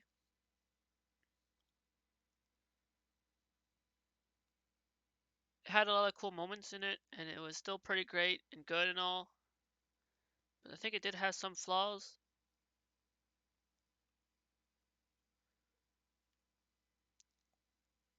From what I remember. Which is why Iron Man 3 will be the first B tier.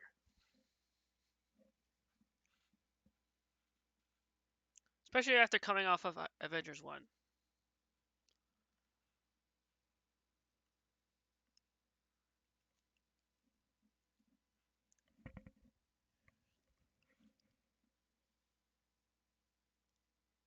So after Iron Man 3,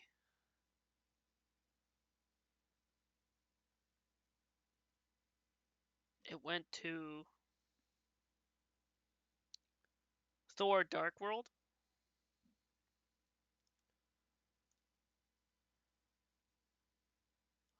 Thor Dark World had some beautiful moments.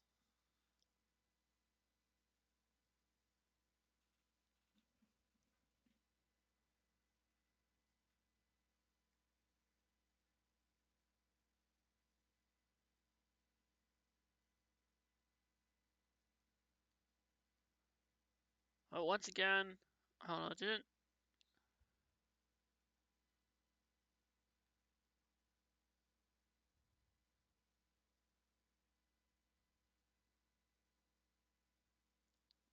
It was nice, like seeing certain things, like the Dark Elves, as well as the Reality Stone. That's where Reality Stone featured itself in here.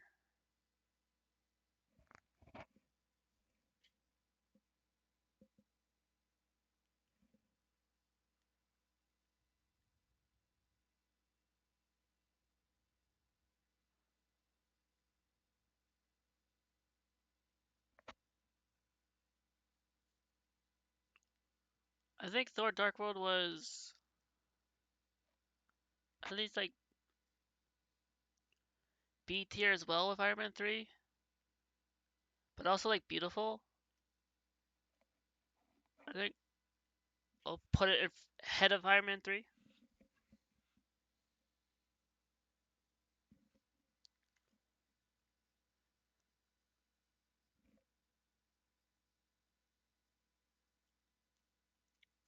And then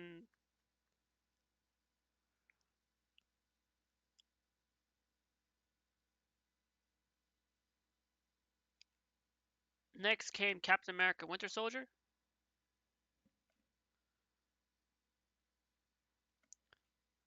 Now, Captain America: Winter Soldier, on the other hand, the first movie directed by the Russo brothers too. Winter Soldier was actually very well done, fantastic, and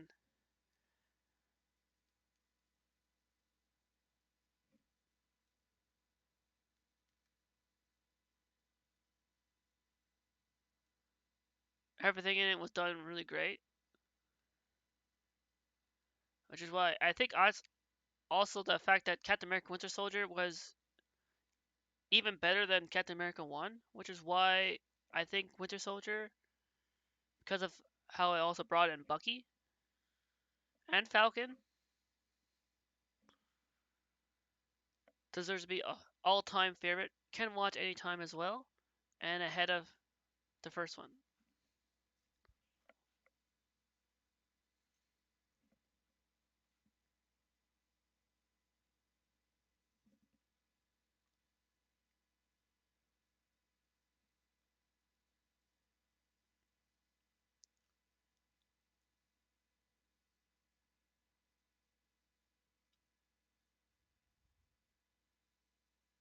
And I think after that, it was I think Guardians came out 2014. Guardians of the Galaxy, a fantastic sci-fi Star Wars type movie. The first one was a lot of fun. Everyone in it was great.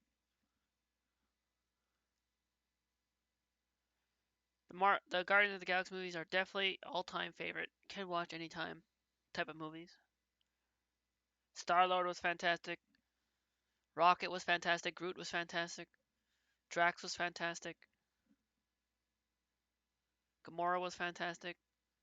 Got to see more of Thanos. Use Nebula. The Collector.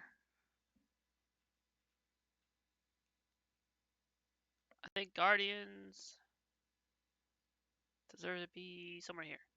Right.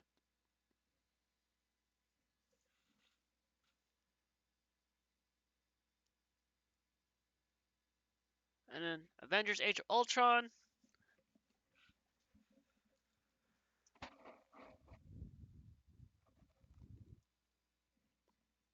In this one is where we first got to be introduced to Quicksilver and Scarlet Witch, as well as the villain Ultron.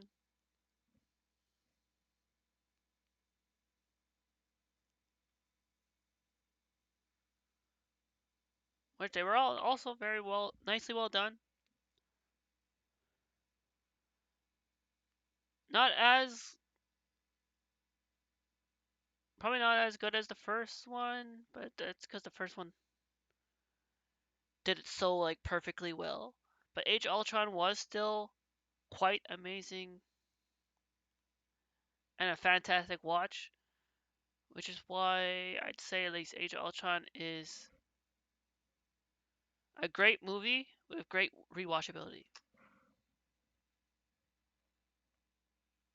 A tier.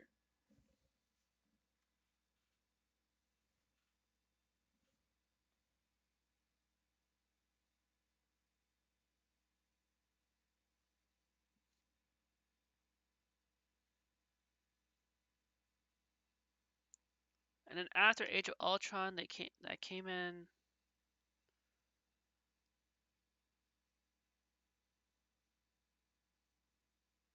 we got Ant-Man, and Ant-Man was a wonderful, like Marvel's first like action comedy, pretty much. There were a lot of laughs, lots of great characters, like Scott's best friend, Lewis, recapping everything, which is why Ant-Man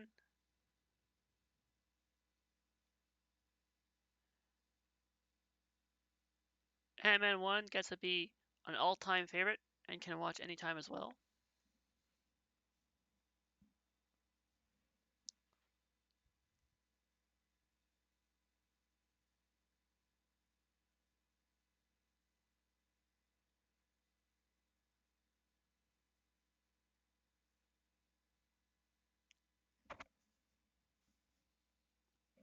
Um, Alright, so then next,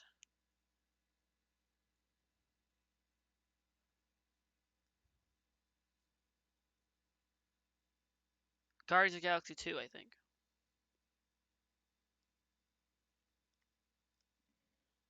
Guardians 2 was just as really good as the first one, with some emotional moments, a lot more laughs, more music.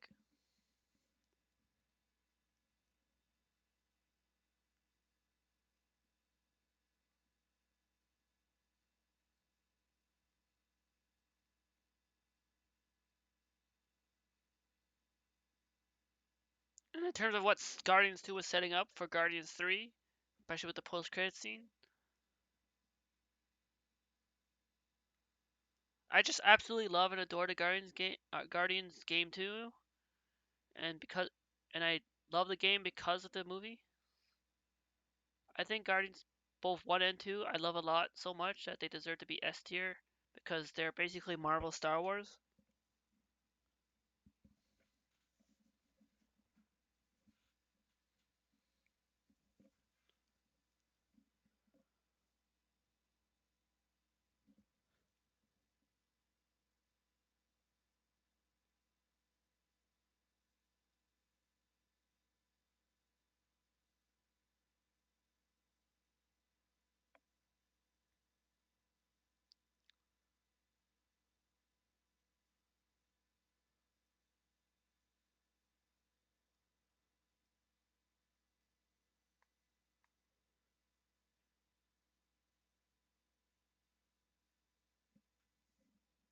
Hmm. So then now after Guardians 2, Captain America Civil War. This is where both Cap and Iron Man choose sides and fight each other over their different ideals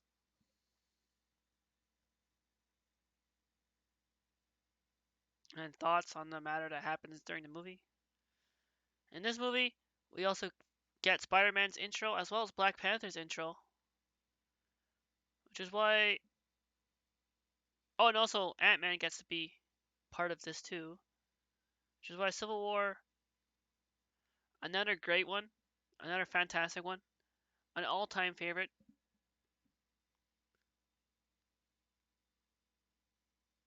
S tier, and I think it's around Avengers level. So let's put it here after Winter Soldier. I mean, before Winter Soldier.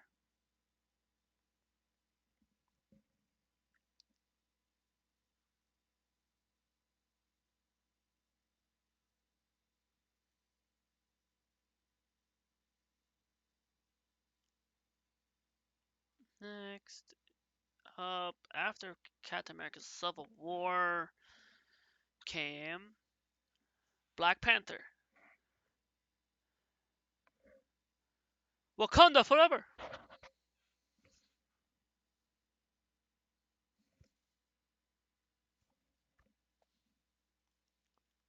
Black Panther was a very nice, amazing movie. Too well done.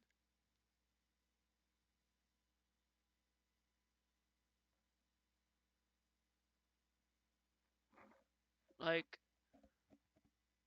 between the whole thing, like Chadwick delivered a beautiful performance, and the fact that he was dying during it too, and he had that cancer, that was the saddest thing. Everyone, everyone in this movie were amazing. Like all the actors did a fantastic job, which is why Black Panther 2 deserves to be an all-time favorite, a classic, and can watch anytime because that is too true. It's like it was beautiful, as beautiful as watching the sunset in Wakanda.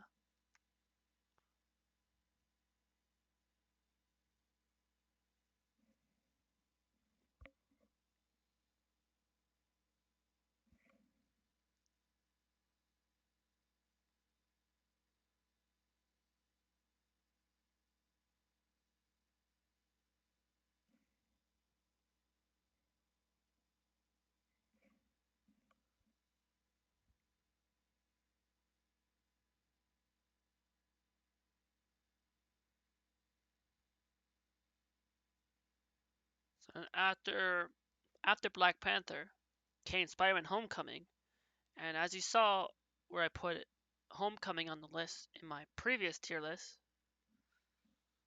for just Spider-Man movies, Homecoming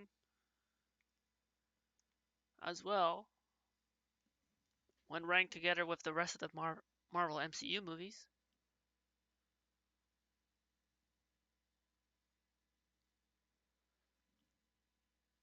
is up there right next to Iron Man, since Iron Man makes a cameo in it as well.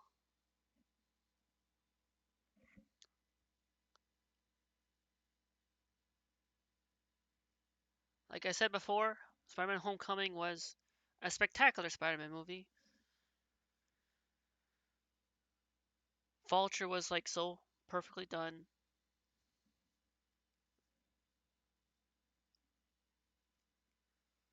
Tom Holland was great.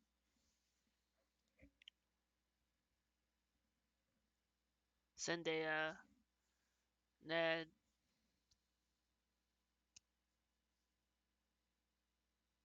I think Ned's actor's name is Jacob Batalon.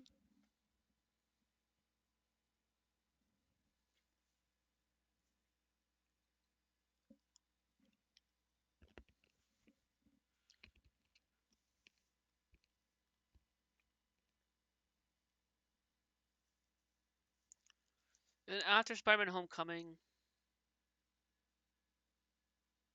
or well, technically, wait, I forgot that Doctor Strange comes right after Civil War or during Civil War, or maybe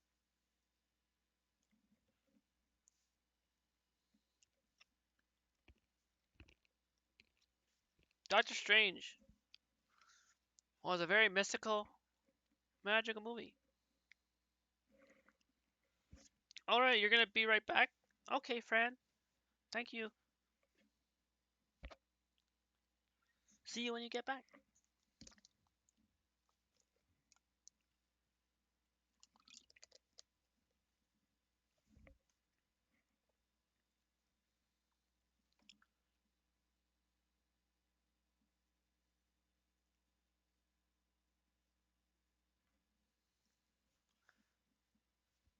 Let's continue with Doctor Strange. I never got a chance to rank Doctor Strange yet. But like as I was gonna say, Doctor Strange is a very mystical, magical movie. Supernatural, brought in that supernatural vibe to the MCU that we never got yet. Very unique. And Benedict Cumberbatch is yet another fantastic actor. The MCU always got their chose the actors right for the roles. Like they never did anything like they never picked anyone wrong for the roles as of yet.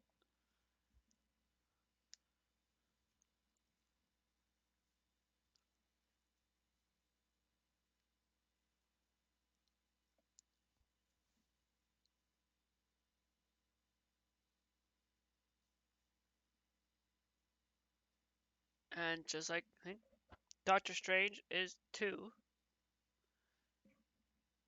is an all-time favorite. Can watch anytime. As where as well where its place in the S ranks.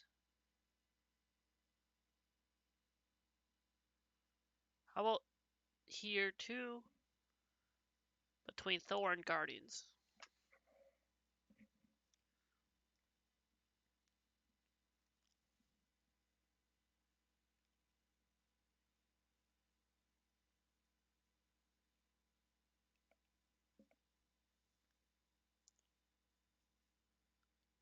And after that, before Avengers, we get into Avengers Infinity War, Thor Ragnarok,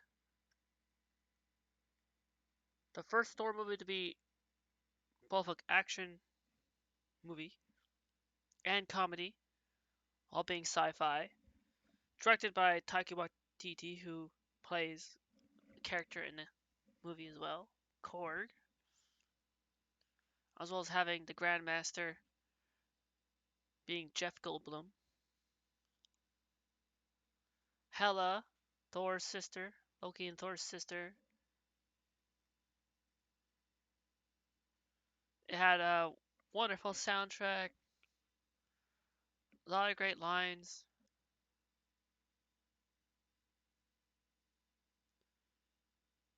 Getting to see Thor and Hulk fight was awesome.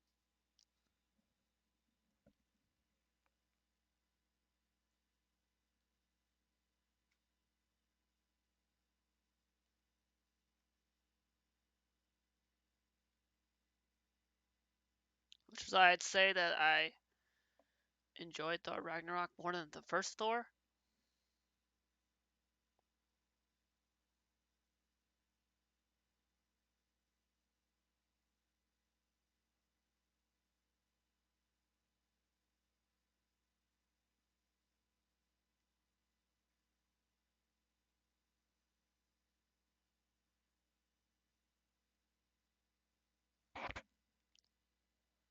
So I'll put it there in S all-time favorites.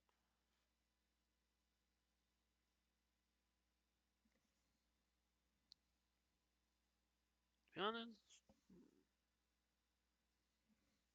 notice that I haven't put anything in C yet. Or D.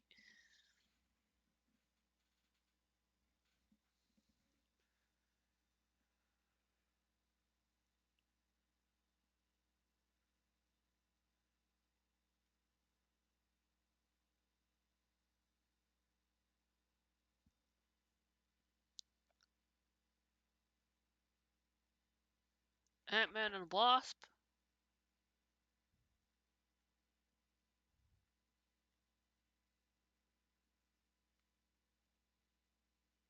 Ant-Man and Wasp had some moments that were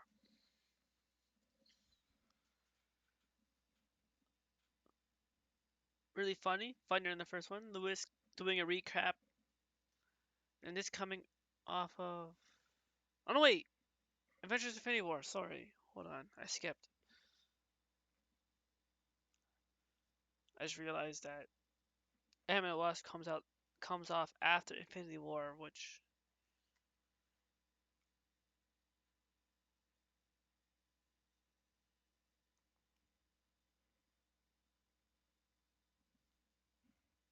so let me just talk about Avengers Infinity War.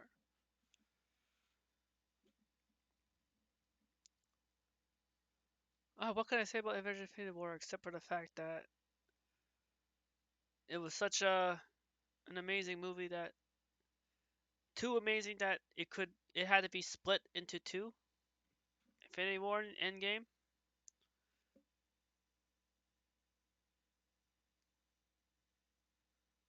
It was filled with a lot of beautiful moments, a lot of emotional moments. This movie being the first time the Avengers also lost a lot.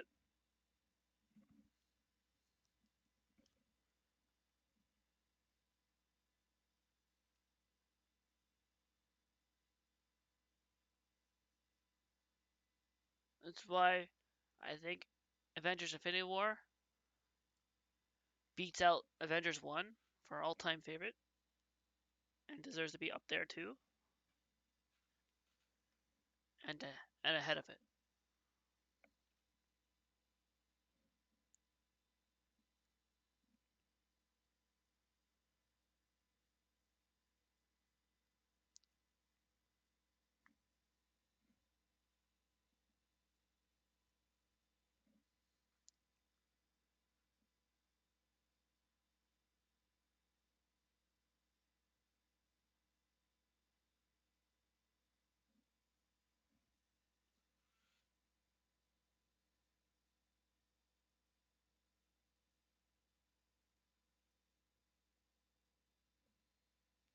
So then now I could jump into Ant-Man and Wasp, which Ant-Man and Wasp came out after if what happens the events that happen in Infinity War. Ant-Man and Wasp takes place during Infinity War and ends after the events take place, which the post-credit scenes for Ant-Man and Wasp show. Ant-Man and Wasp was a really nice, enjoyable, fun to watch movie. Like the first one, a little more.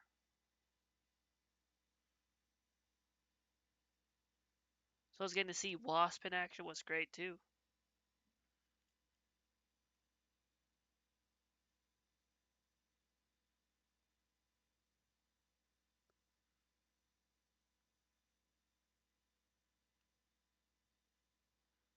Which is why I think Ant-Man and Wasp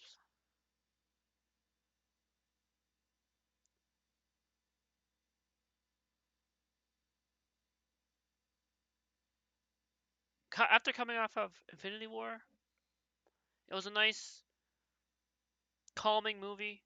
Take your minds off of the emotion and sad feels that Infinity War had. A great movie with great rewatchability.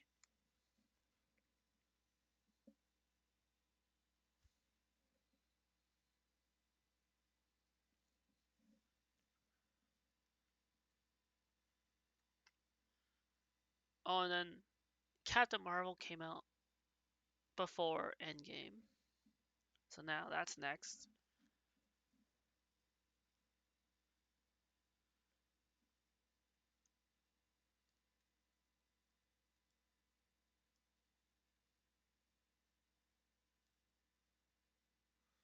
Captain Marvel I enjoyed, and I don't know why the actress gets hate like Brie Larson, but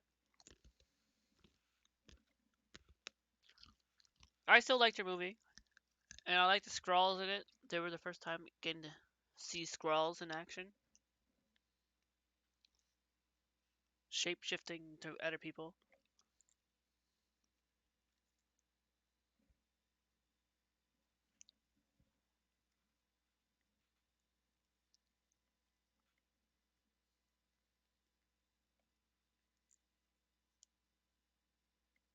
Captain Marvel was very nicely done for like a feel like the action movies, and it was like fitting into the '90s timeline of the Marvel Cinematic Universe, which was really cool.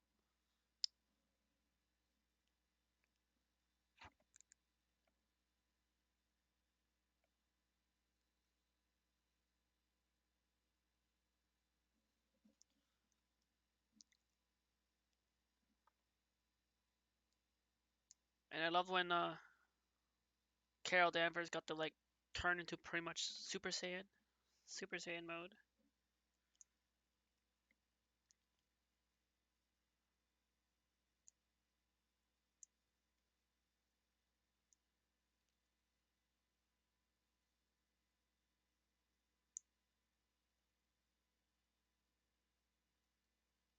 Which is why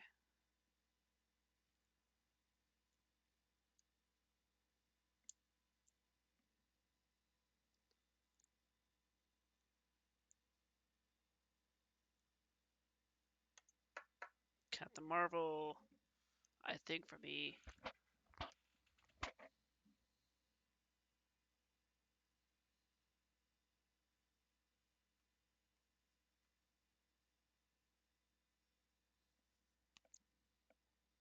it's not an all-time favorite.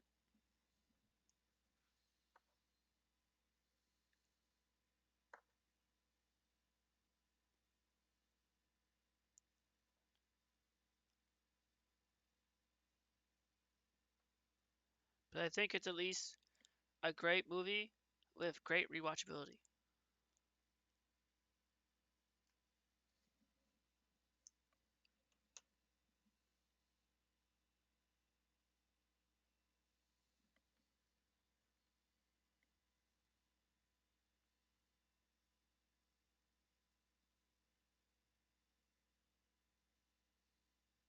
Now into Avengers Endgame, where this one was a heavy no spoilers type of movie thing where Marvel took to social media to make sure no one spoils, just like No Way Home,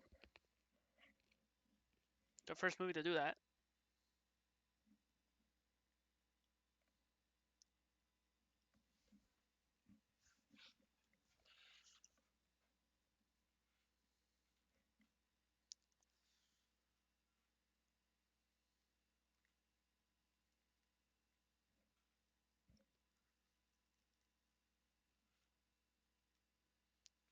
Endgame was very action packed and had a lot of funny moments, awesome moments, emotional moments, and everything. As well as being the filler gap and filling in being part two to Infinity War is reasons why Endgame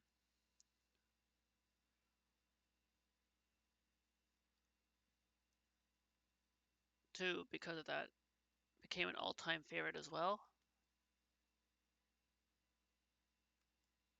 with Infinity War. The AAA three Avengers movies.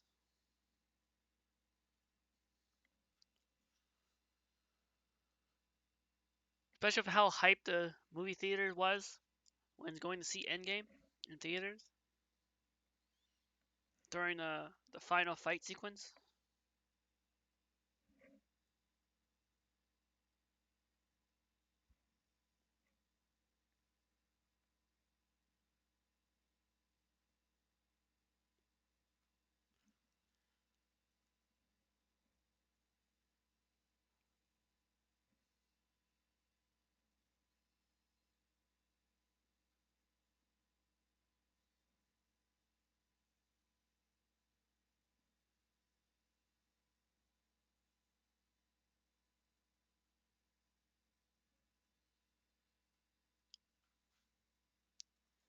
And once again, now, just like before with Spider-Man Far From Home, coming off of Avengers Endgame, when I ranked it on my tier list for Spider-Man movies, Far From Home still isn't an all-time favorite S tier, but once again, Far From Home was still a great movie with great rewatchability, especially coming off of Avengers Endgame. We needed a movie like this to take a break off of everything that happened.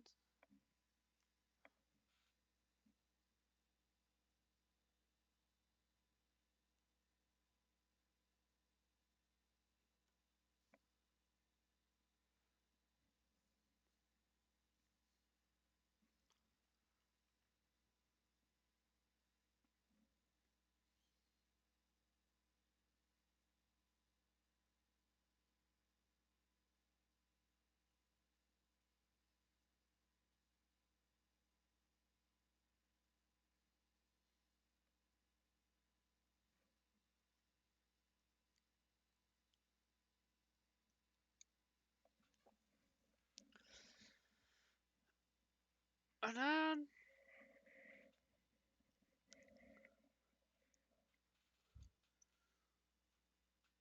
next comes Black Widow, which I never got to have a theater viewing experience for because, well, COVID happened and the pandemic.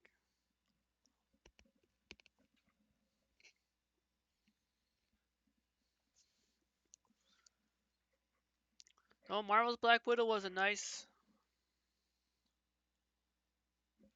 send off for her character considering what happens in Endgame. It also introduced a new character, which is now uh, possibly featured in Hawkeye. That's all I'll say. If you haven't, if you haven't seen Hawkeye yet, please go do so. I will not try. I will try my best not to spoil anything.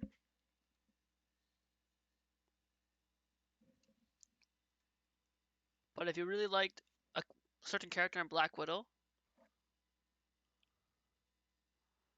or from like, if you know, or from her trailer, from the trailer for the movie, Natasha's sister, Yelena Belova.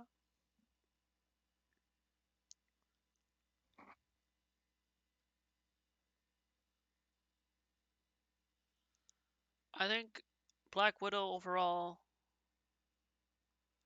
was a great, good movie, but with some flaws. One of those flaws being the fact that I never got a chance to experience in theaters.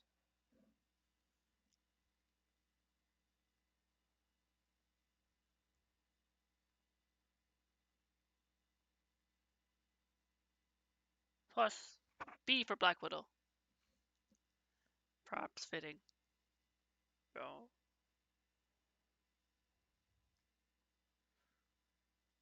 I'd say it was at least more enjoyable and fun to watch than Thor Dark World and Iron Man 3.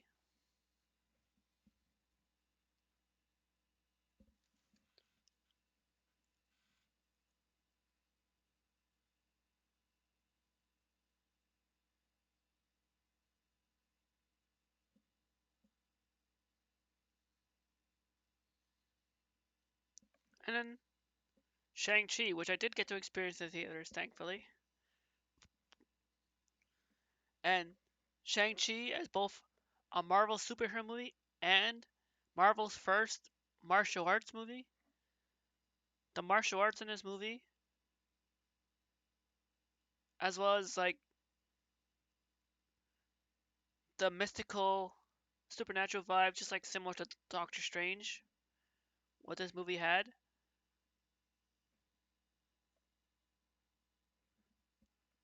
was really amazing. The special visuals, the special effects, visuals, everything was beautiful.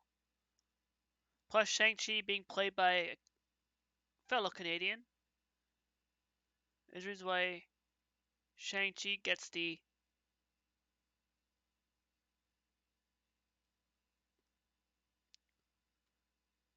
S tier all-time favorite and can watch anytime, being Marvel's first martial arts movie, and I think gets to be up there with Doctor Strange.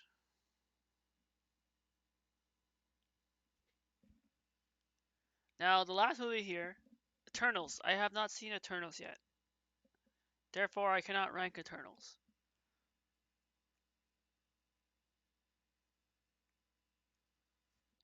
I've only seen like the trailers for Eternals.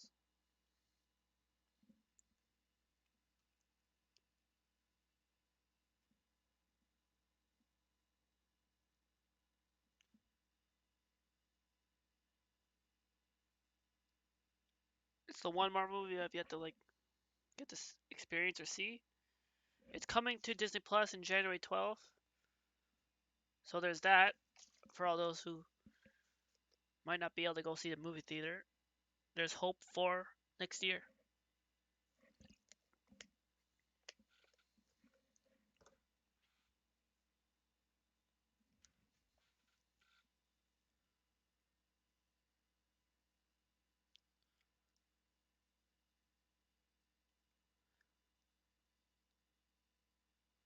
If I were to rank Eternals Just by the trailers alone.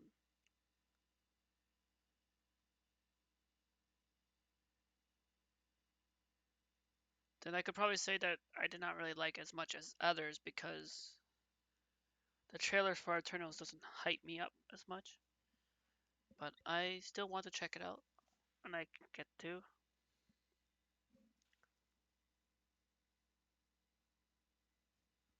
But I'll leave it at that. I'm not gonna rank it until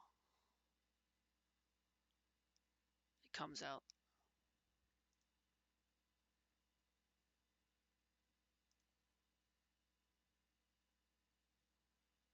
Let me save this tier list.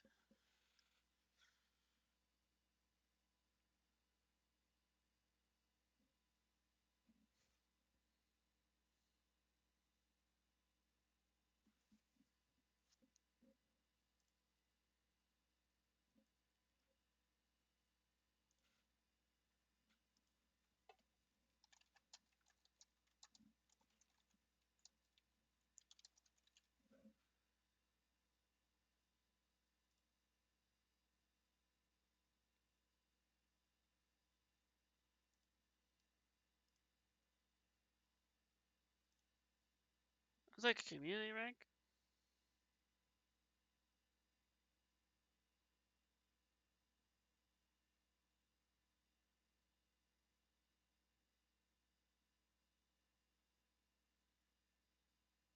Okay, it's a little different.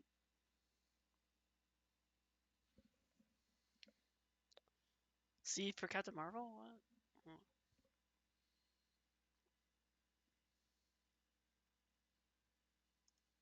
Create my own ranking? Wait, no, that's what I did.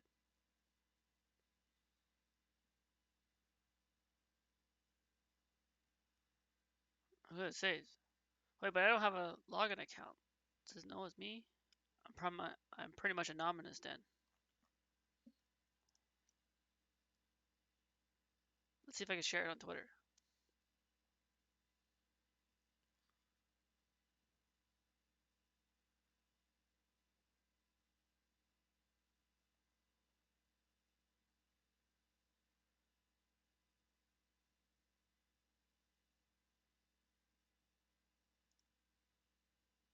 Okay, never mind, I don't know. Well, I'm gonna close this for now.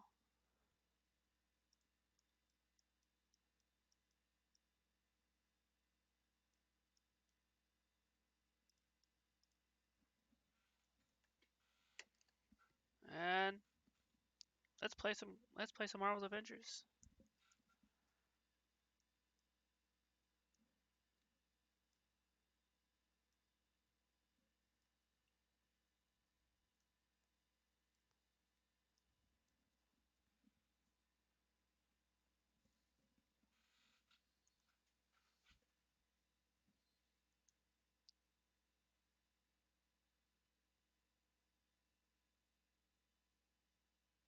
How's the how's the audio, by the way?